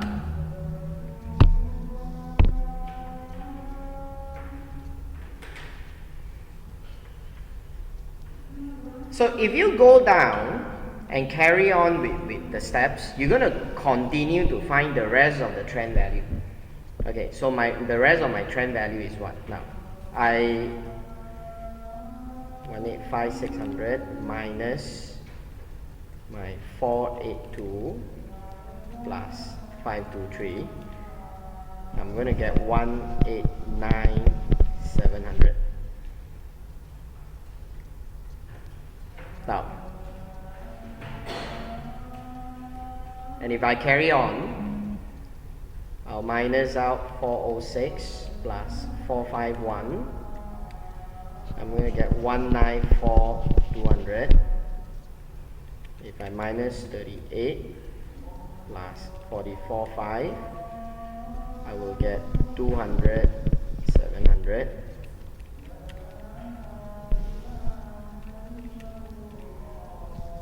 205,800.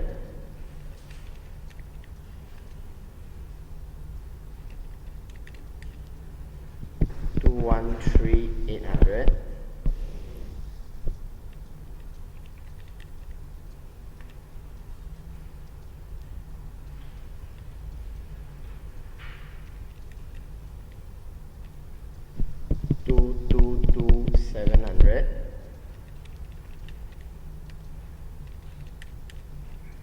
And 230,800. But I'm going to stop there. Okay, that's the last totals I'm going to get, which is based on 4 quarters. Now, and if I divide them by 4, I'm going to get this as 4745.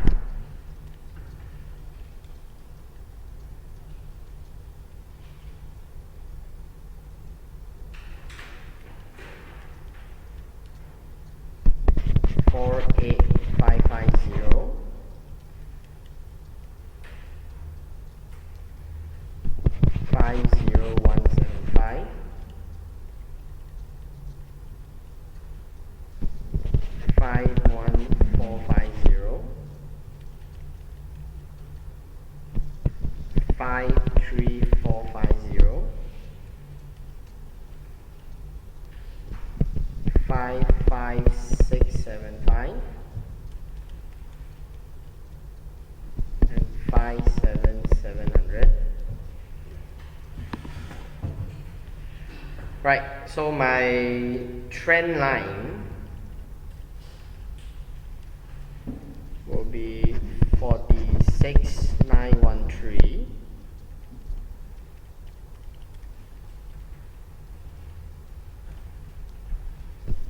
47,988.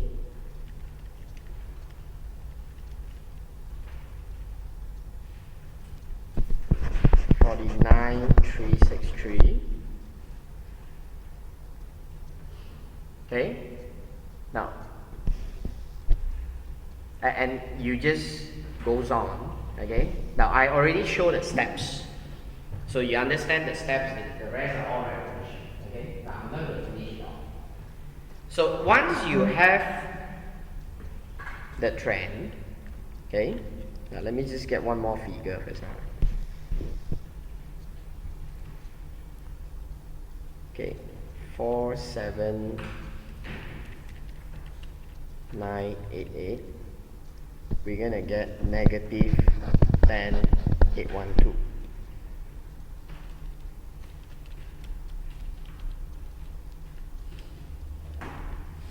Whereas this one, I'm gonna get 54562.5, which is 54653.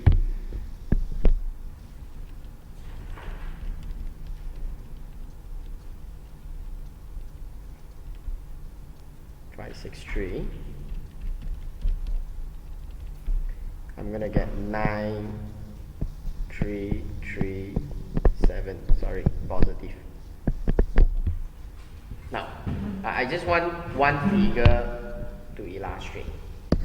So I have got the seasonal variation for 2012 quarter 1, 2013 quarter 1. Okay? But we have got the seasonal variation for 2012 and 2013 quarter one. Now, so if I'm interested to forecast what is the sales for 2014 quarter one going to be, our concept is very simple. Give me the trend for 2014 quarter one and tell me what is the seasonal variation, and if you're using additive model, you add them up together. That is your forecast. That's simple. It's a very simple mathematical formula. Okay, so now my question is, I don't know what's my trend. Why? Because my trend figure will probably stop here. Because this is my trend, you see? This is my trend, fair enough? This is my trend. And I've used moving average to calculate my trend. So my trend started with 45,000, and then it started to change. Slowly go until now it will stop here. This is the last trend figure I'm going to get. Now let's say I give you the last trend figure. 55675 plus 57700 divided by 2. Now my last trend figure will stop at 56688. That's my trend figure. I will not be able to forecast if you can't give me quarter 1 2014, the trend. And now you only tell me you have 2013 quarter 2. That's where you stop. So now my question is, how do you take this figure and go on and give me a figure for the next 2 quarters? Now, statistically, what we do is we extrapolate the line. In a common language, extrapolate the line is take a ruler, continue, draw the line straight.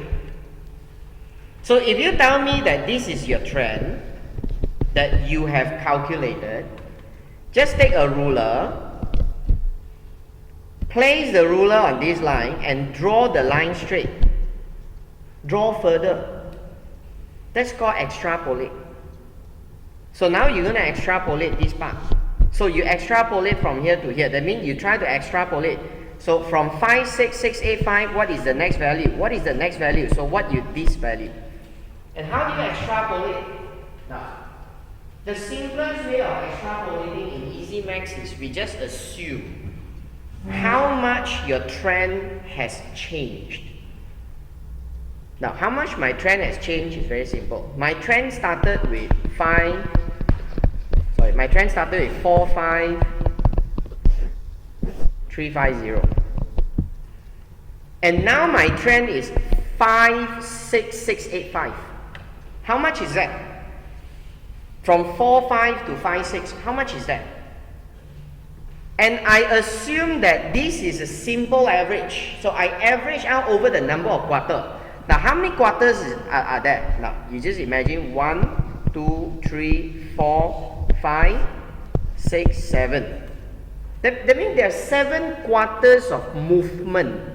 So if I assume that out of 7, that means I'm assuming that every quarter your trend is increasing by 16, 19.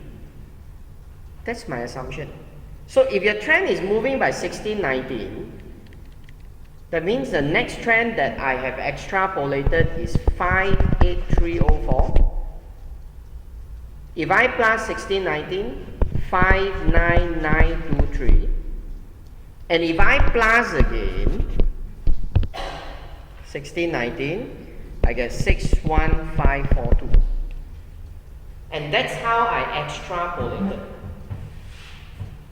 And we find this is an acceptable idea in forecasting because we say, since this is a short-term forecasting, unlikely there will be a sudden factor that will change the trend. That's the assumption. Right? But in real life, anything can happen. Like I say that how overnight, because of all the political risks, things become so different. Okay, so you cannot say unlikely. I mean, there's always a possibility, but of course you can say the chance may not be very big. Then I can accept. Now, so if I know that the trend now is extrapolated to 61,542, the question now is, what is my seasonal variation?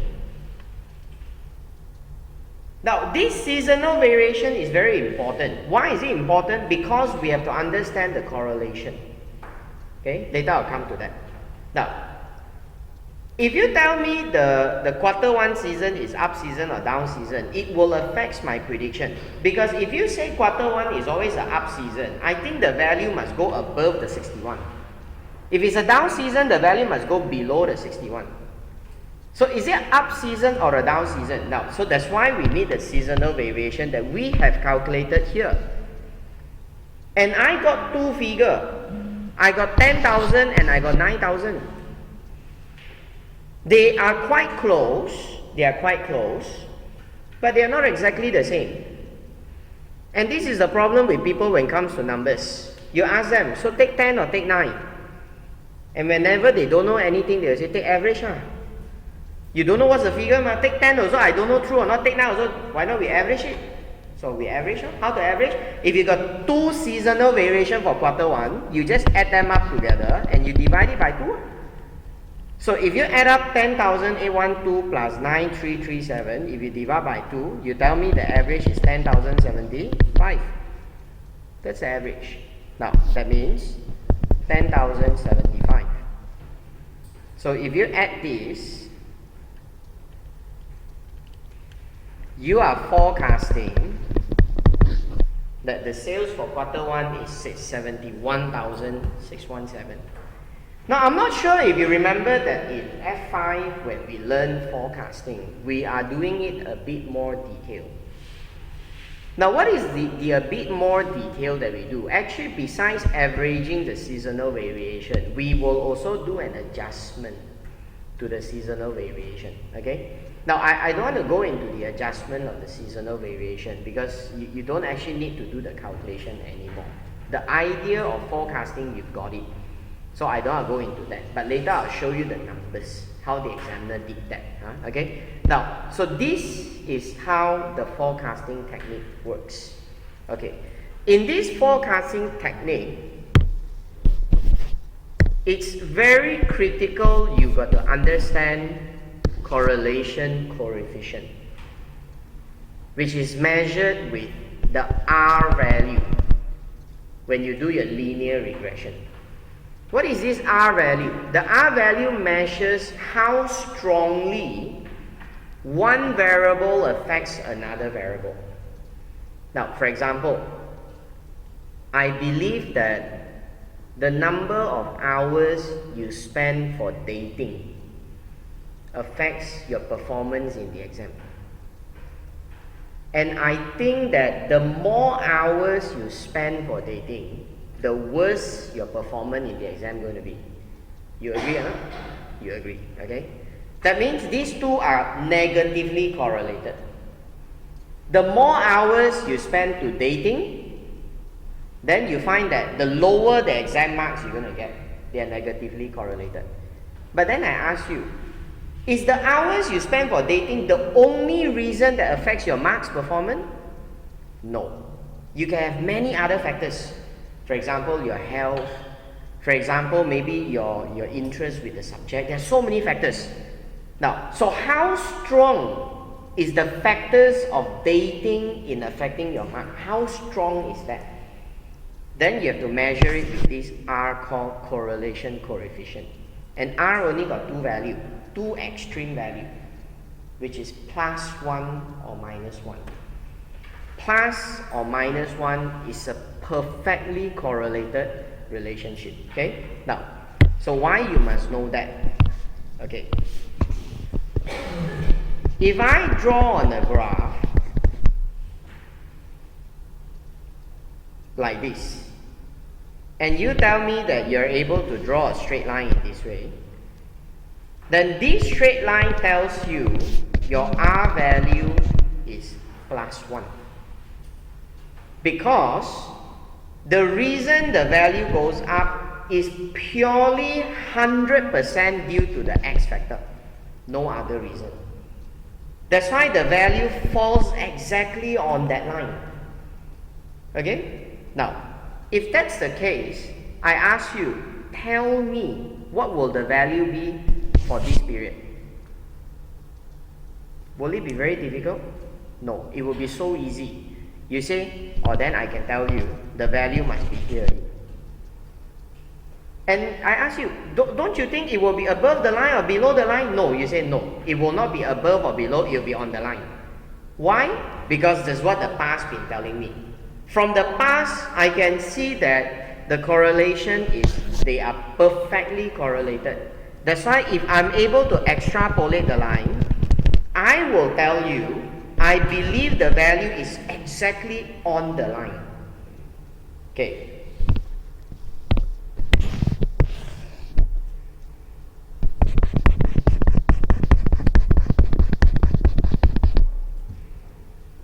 If now I give you a graph that's like that,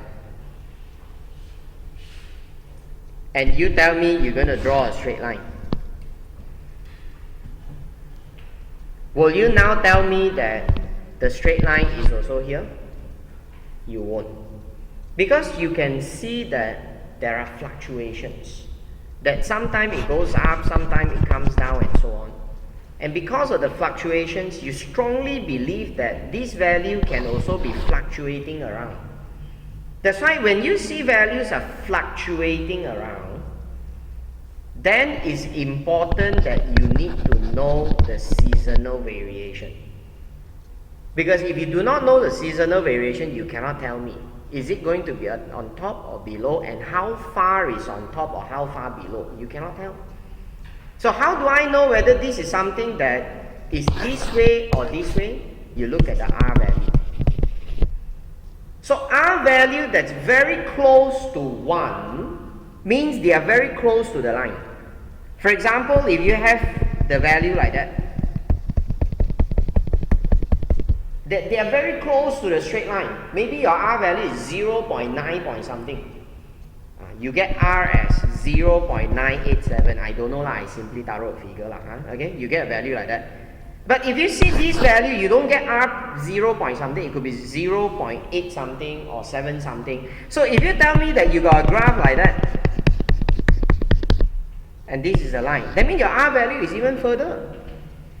Now what if you get an R value that is 0.2? That means the correlation is very weak. How to show a correlation is very weak?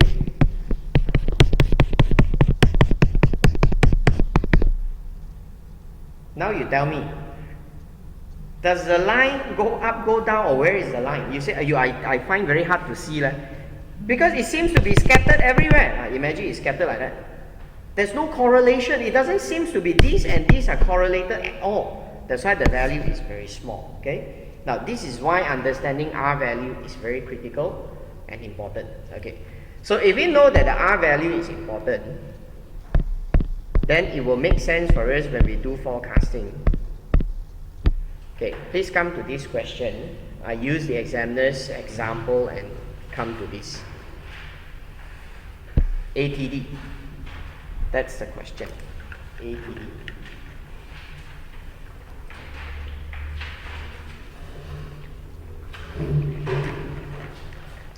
Now, the question asks two things. A, explain and analyze the data in the least square regression and the time series. You must explain and analyze. And then they say, evaluate appropriateness of both techniques at ATD. Okay, appropriateness of both techniques at ATD. Right, then B, they say, analyze how introducing a formal budgeting process will address the issue of inaccurate forecasting, low morale, and indiscriminate cost cutting. Now, so they ask you three things, you know, 1, 2, 3. So you see, questions like this can be how simple if you have some knowledge of what you do in F5. It's a 10 marks requirement. You probably will spend a bit of time to tell what is forecasting, what is budgeting with 1 mark. And then you tell me how the budgeting process will address the problem of inaccurate forecasting, 3 mark, low morale, 3 mark, indiscriminate cost cutting, 3 mark. I mean, if I ask you to write something for 10 marks, sometimes you say, wow, very scary like that, write 10 marks, but you break it up and see, it's only 3 marks requirement. I ask 3 things. I'm not asked 1 thing, I ask 3 things. How do you address these 3 problems? And each of it only carry 3 marks. So the question is very small only, okay? So now they ask you to explain and analyze the figure and talk about the method. Which one is more appropriate? Now let's look at what they say in the story. Okay, ATD is a medium-sized engineering company providing specialist component for marine engineering market. Now the sales manager is currently under pressure from the other departmental managers to explain why his sales revenue forecasts are becoming increasingly unreliable. Now, so his forecasts are unreliable. Now, errors in his forecasts are having consequential effects on production, inventory control, raw materials purchasing, and ultimately on the profitability of the company itself. He uses a combination of experience, intuition, and guesswork to produce his forecasts, but even he accepts that his forecasts are increasingly inaccurate. Consequently, he has asked a business analyst to investigate more rigorous, appropriate ways of forecasting. So the business analyst suggested 2 possible alternatives. The first is least square regression. The second is time series. So they give you 2 sets of figures. The actual sales figures in both examples are for ATD. So they take the actual sales from this company, and they are currently in Q3 of 2013.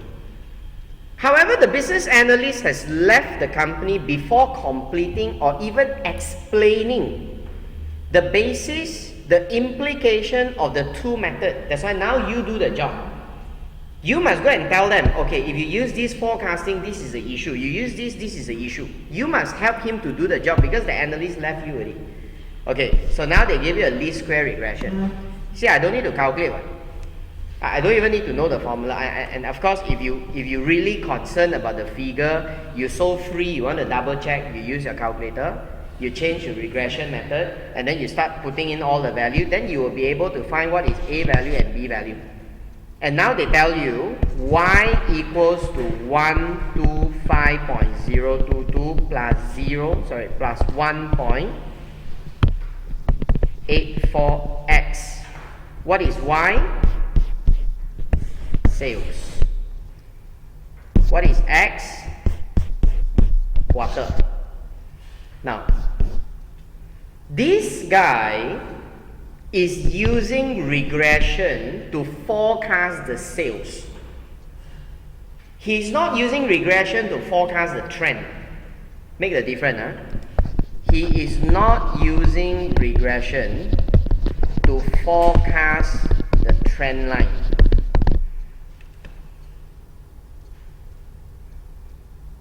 He is using regression to directly forecast the sales.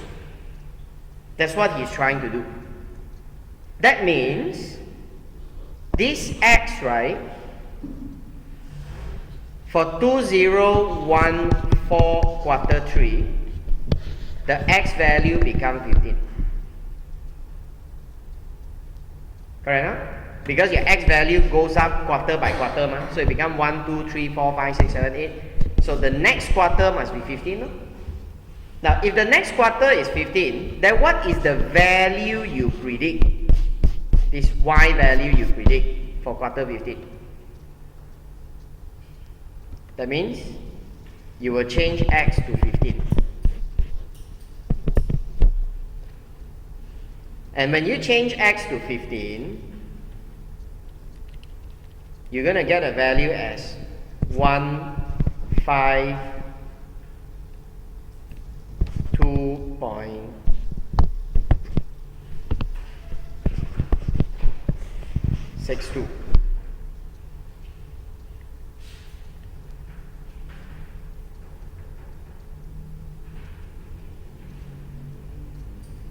Okay?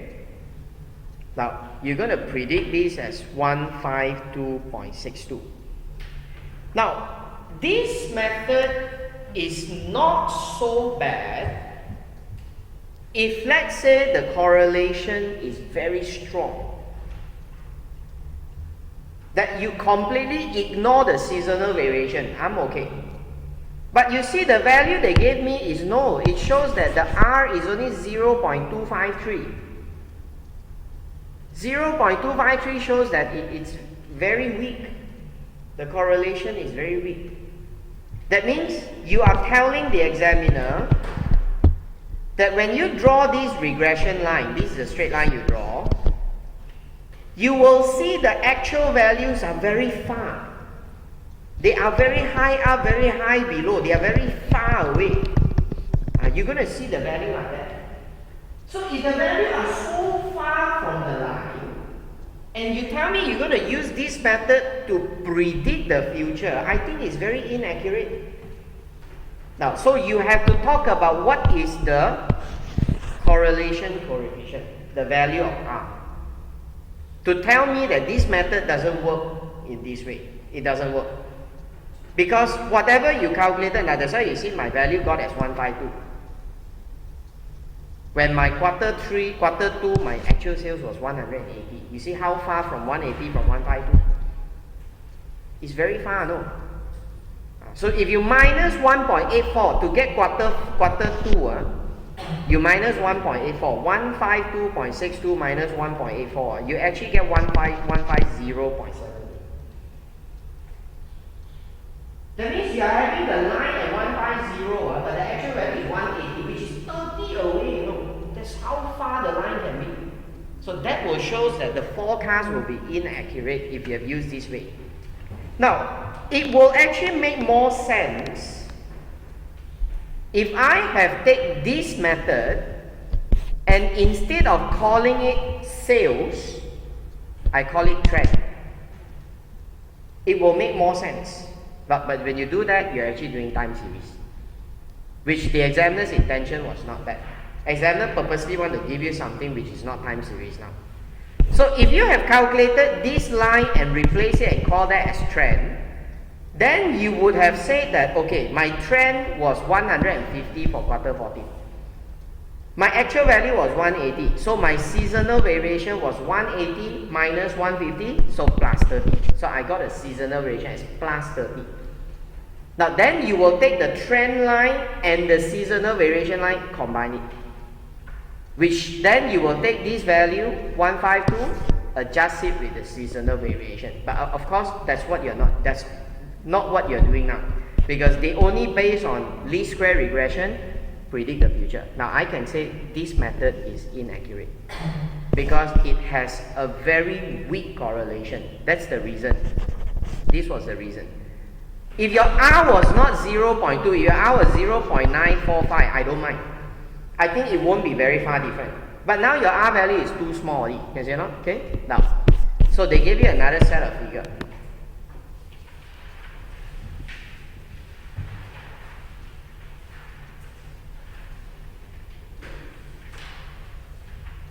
Now they gave you a time series where they have used moving average to calculate the trend. Okay? And then from the moving average, they work out for you, they call this deviation, S variant, the residual, the seasonal adjustment. Now, S variant is the seasonal variation. And S adjust is the seasonally adjusted variation. How do they get the seasonal variation? Okay, what they do is they just minus. They minus because they're using additive model. Alright? Now if you take 155 minus 131, you're gonna get 24. Okay? And that's how they get the rest of the value. Now then what they do is they arrange all these value in a table. Now that's why the 24, the 35, 5 now. And then when they arrange all these in the table, you notice that they total up these values. And do you notice that the seasons are similar for respective quarter? Every time quarter 1 the season it goes down. And it goes down around 15, 14, is about that. Now quarter 2 is an up season, it's around 28, 30 something. Quarter 4 is a down season by 30 something, 40 something. And I told you just now, if I'm going to do a forecast, let's say I want to know next year quarter 4. So whatever trend value I get, should I take seasonal at 35 or 37 or 47? And then we say you average it. Because the numbers are all not right, so we average it. Now that's the reason why they total it, then they average it. And how did they average the value? Now they would have averaged the value by taking 29.75 divided by 2. That's why it's 14.875. That's why they get 14.88. Now this figure will be 120.75 divided by 3. Because there are 3 values there. You are explaining the value.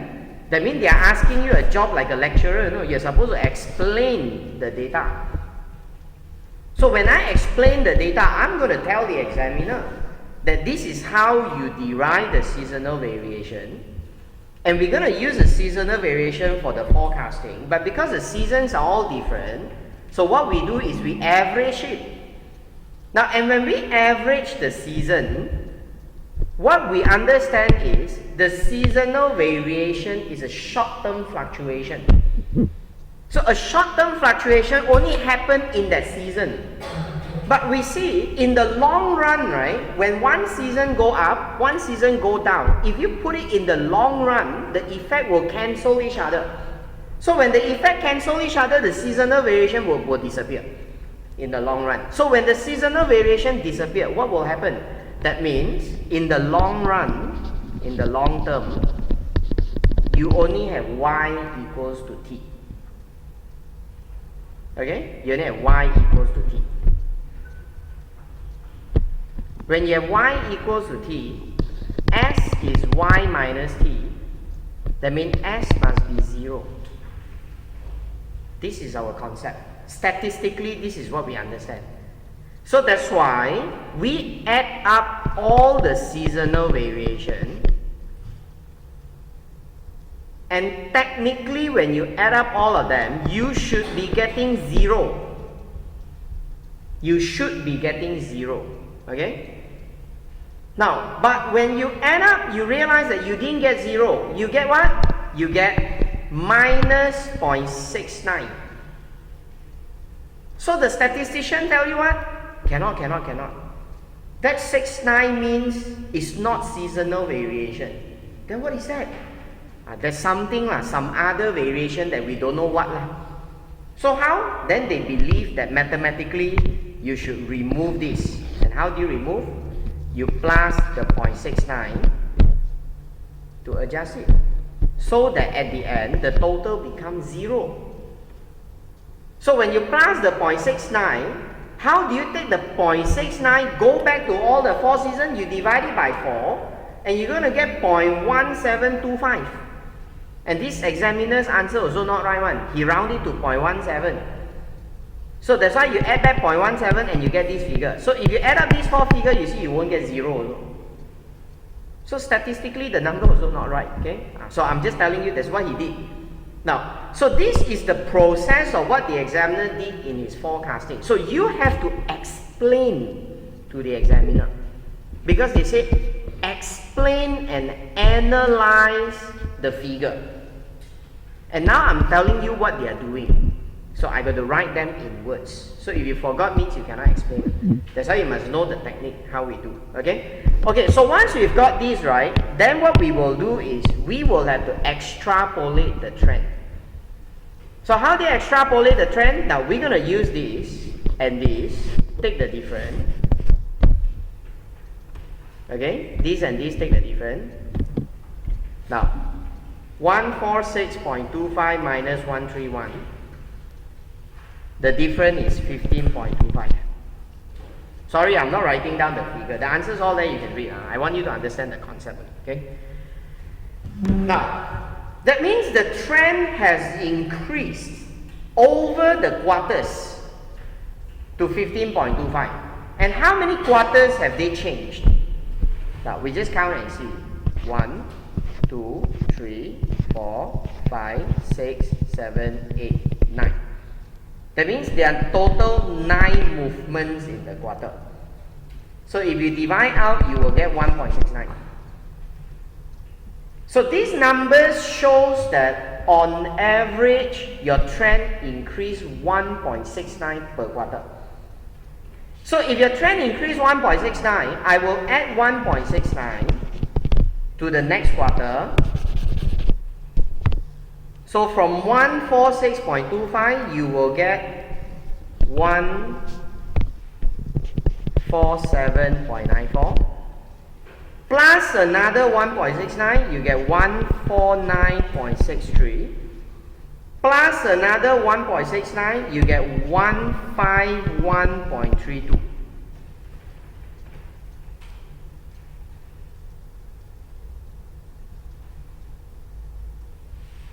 And that will be quarter 3 of 2013. The trend, 151.32. And is it very far from what they predicted here? No. They predicted 152.62. But this is a prediction for sales, not for trend.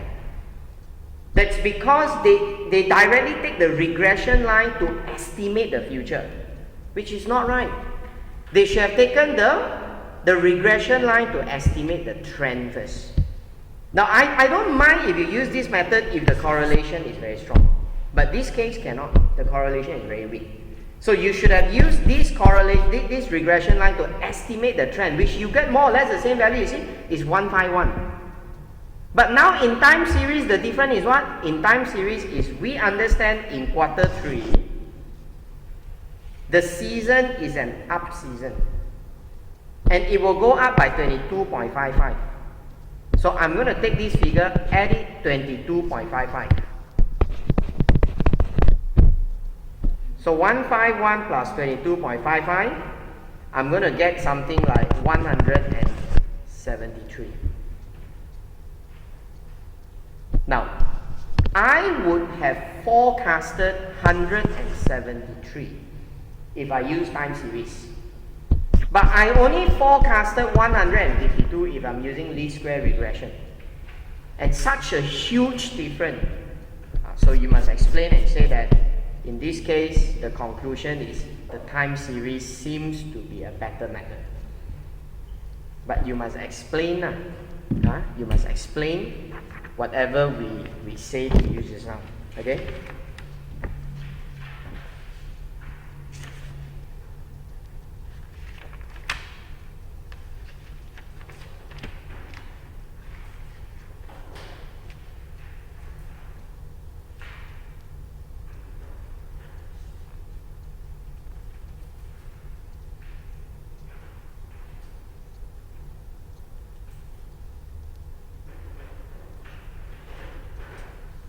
Now, I leave you with the answers so that I hope you have equipped with enough memory to read and understand. Okay? Because I cannot do like F5 days and slowly one by one write for you. Alright? Now we are assuming that you're big enough. You're big enough, so you must remember. Now, but if you see the examiner's answer, the answers is quite okay. Okay? Now, the examiner first tell you about the equation. Okay? And then when this equation is applied, they talk about how they predict for next quarter and they calculated 152.62, which is what I did for you. Okay? Now, but in this equation, the examiner highlighted the R value. Now, the examiner talk about r power of 2r squared, which is the coefficient of determination. That one you don't need to talk about also, never mind. Okay? Because that is not that important. What is important is the r first. So I just talk about the r only. Okay? Now, so the r, it shows that they are very weak. Okay? They are very weak. Now, that's why they say widely scattered. They widely scattered. They are not linear fashion. That means they are not just affected by this. And the only reason why is that so is because they say there's a very large seasonal variation in the actual data. And because of that, the regression line has very little practical use. It doesn't give you much meaning. Okay? It doesn't give you much meaning. Now, so the examiner explain the data from regression. Now, then the examiner tell you, they have used moving average to find trend. That's an answer, you know. You're telling the examiner, see, I see the figure, I tell you, you're using moving average.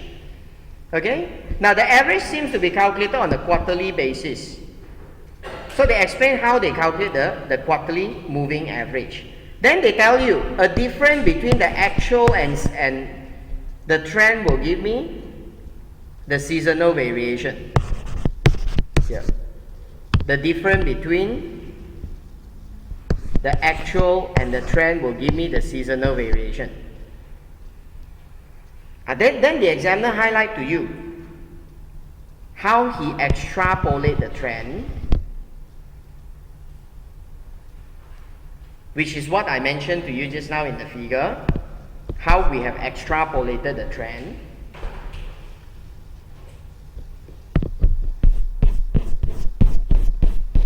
And how we've got value like 151. Okay? And then from the 151, we have to add with the 22.55 so that we can forecast the value to be 173.55. You see, if you cover all these in the answers, your answers become so complete. You're going to get a lot of marks already. And the questions become much easier for you, which is not so much on business analysis, but is on interpretation of the figures. But you must remember the techniques. Okay? Now, so this is what they say. So at the end of the day, they tell you the final approach is time series seems to be a more appropriate technique. So I can even suggest to the examiner that actually the least square regression got no problem, but what they should have done is they should have used a least square regression to predict the trend, and then using the same technique you find the seasonal variation and then you do a forecasting. That's going to be the same thing. Okay? Now, and going back to this. Now, this goes on with part B. Okay, they say the failure of the company to meet their sales target has prompted the CEO to put into place a broad cost-cutting policy.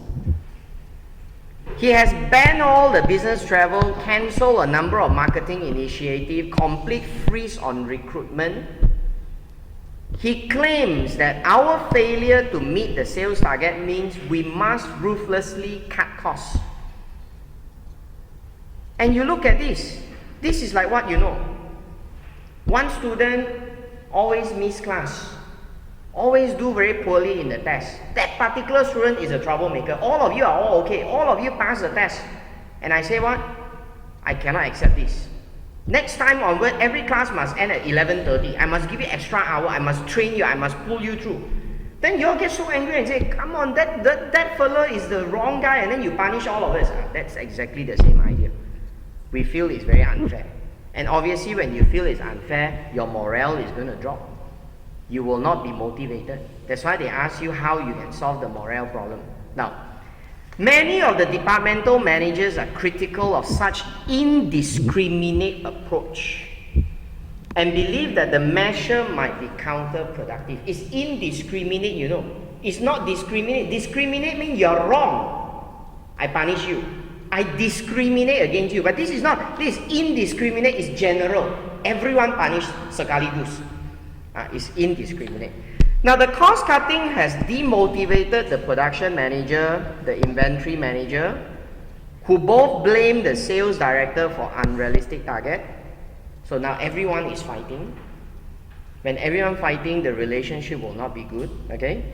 The production manager commented that I am working tirelessly to keep costs down, but my reward is I cannot replace one of my best purchasing administrator who left last month. In general, the departmental manager feel powerless and undervalued. Now the company does not have a budgeting process. So the production manager is sure that such a process, if it's in place, would have solved this problem. Okay, so now we're going to come in, answer 4 things. First, what is budget? Now, budget is actually a tool that we use for planning and control. If you remember, this is what we do in the lower level. It's a planning and control tool. It's a before and after tool. Planning is when you set budget, you set yourself a target, asking yourself what you're going to have, what you're going to achieve.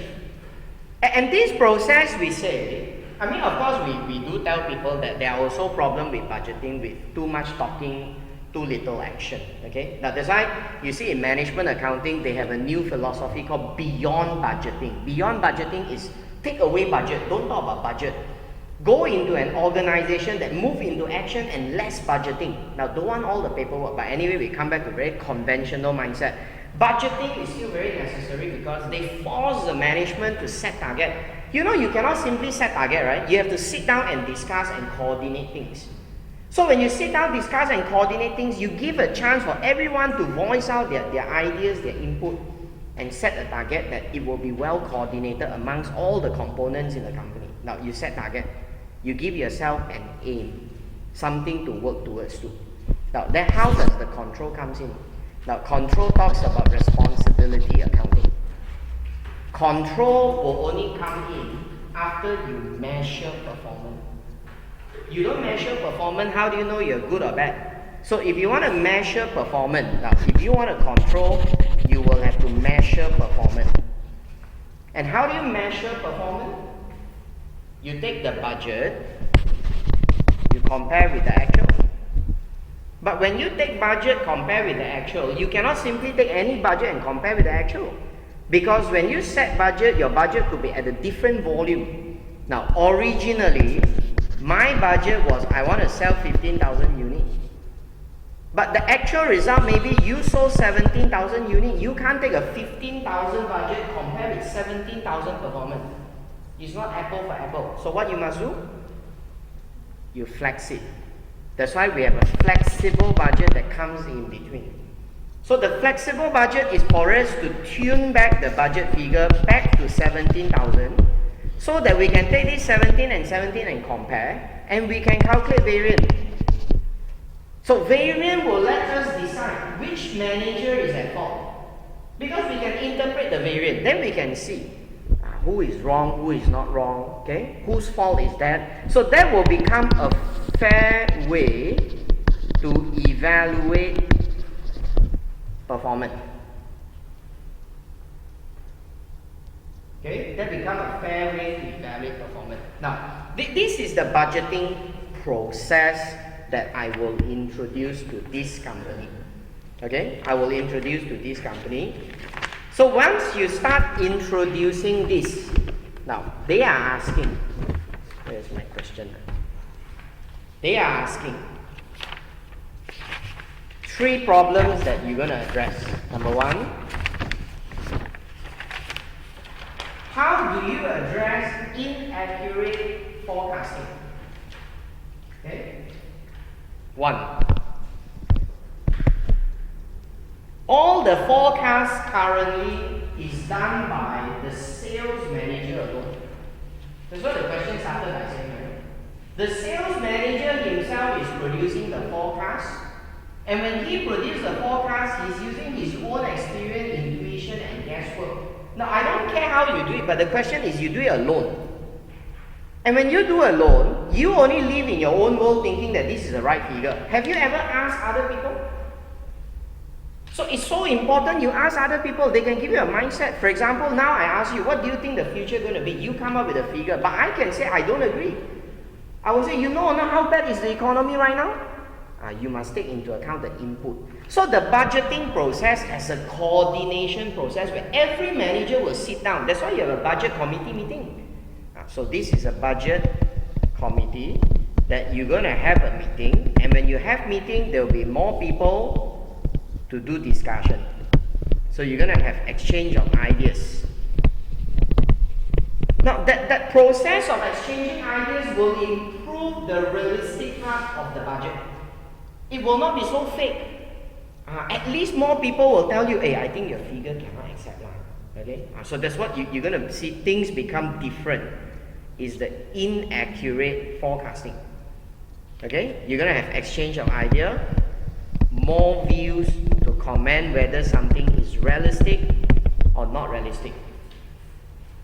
Okay, one. Number two.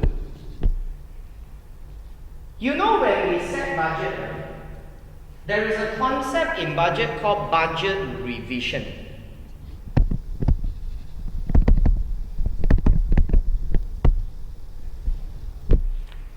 A budget revision is a process that your budget is no longer on track because things are changing, and probably things are changing out of your control, no longer on track. So that you want to revise the budget to make it more realistic. Now you see example, don't talk about anything, talk about our country. When the oil price started crashing down, you remember initially when we came up with the budget, the oil price was not so bad. I can't remember exact detail, but I'm giving an example. Okay, initially the oil price was around, let's say, $80 a barrel. So the budget was based on $80. All of a sudden, the oil price crashed non-stop from $80, drop all the way until $49. Now then you think and see, all our government expenditure income is all based on $80. And now the oil price is only $49, which is half of what you originally predicted. You tell me, how can the Malaysian budget work? That's why Najib announced a supplementary budget and said we have to do some changes. He started to cut costs. He said there are certain things we cannot spend. There are certain things we have to increase. That's what he did. Now that is a typical things of what we call budget revision. Now see, he also understands that. So you must use that and put it inside our practice and say, that is how we become more accurate. Accurate forecasting, I gave 2 points. With 2 points, write and explain everything. You tell me you cannot get 3 marks? Impossible, you sure can get 3 marks. Okay? You just have to put more explanation and make your answer sound mature. Okay? That's what you do. Give some example why the revision will come in. Okay? So that's on accuracy aspects. Okay? Now, number 2. They ask you, how do you address low morale?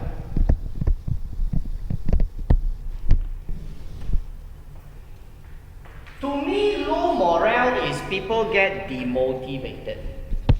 Okay? People get demotivated. And why would people get demotivated? One, you become demotivated because you feel you're useless. You feel you're not contributing. Correct? No? You see, all these people, for example, like those who have this depression, go commit suicide, they always feel they are useless one. They say, in this world, I'm not here, so no problem. That's because you think you got no function. And the reason why you think you got no function is because you're too free. Every day sit at home, nothing to do until you get depression. So in the company function also the same. Everything also, I don't need to ask you. I decide. Then what will you think of yourself? You say, what is my value in this company? I got no value, I cannot contribute. But budgeting different. Budgeting is to assign responsibility to every manager. To tell you, you must come up with the figures and numbers to support all this. How do you get the numbers? You must go and do work. So this is where we will start to assign responsibility to each manager. Okay. And then, when you have budget, you make use of responsibility accounting. So the use of responsibility accounting means we are able to blame people for their mistake. And we are able to compliment people for their good things. So now the question is, they quoted in the story, everyone felt that they are being blamed for nothing. Production manager, I'm so tired.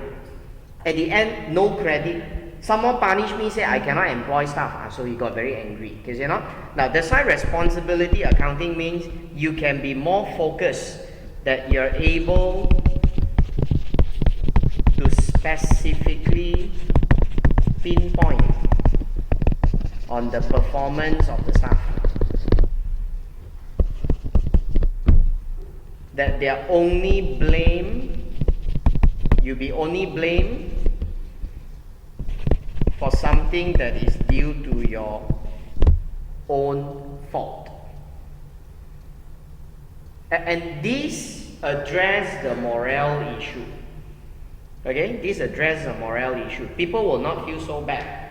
People only feel bad because you blame them for no reason. If you blame them for a right reason, you compliment them because they are doing good, people will be very happy. So how can there be low morale? So this is the issue. Now then they say that indiscriminate cost cutting. How do you address the indiscriminate cost cutting? Now to me that there will be an indiscriminate cost cutting is because you do not know where is the problem. You got panic. Okay, the CEO got panic. We failed to meet the sales target. So how? He don't know how to solve the problem. Now, the reason why you have indiscriminate cost cutting is because he's not sure of the cost. When you are not sure of the cost, then you take all sorts of stupid actions that doesn't solve the problem. So you must know where are the costs. So in which part of budgeting that you'll be able to identify the cost? Variance analysis. Because in variance analysis, we don't just calculate variance. Calculation of variance is so useless if you're not going to interpret the figure, right? The variance must be used for variance investigation. That's why you learn in F5 the causes of variances. Why is there an adverse variance? Why is there a favorable variance? You must go and find the reason. Now that's why from here, we tell you that you would have done variance analysis from the budgeting. So from the variance analysis, you'll be able to investigate the causes. Investigate the causes. And from the causes, then you can cut whatever necessary costs. Example, those that they have adverse variance, you go and cut. Those that you see things are favorable, the results are good, then why you go and cut?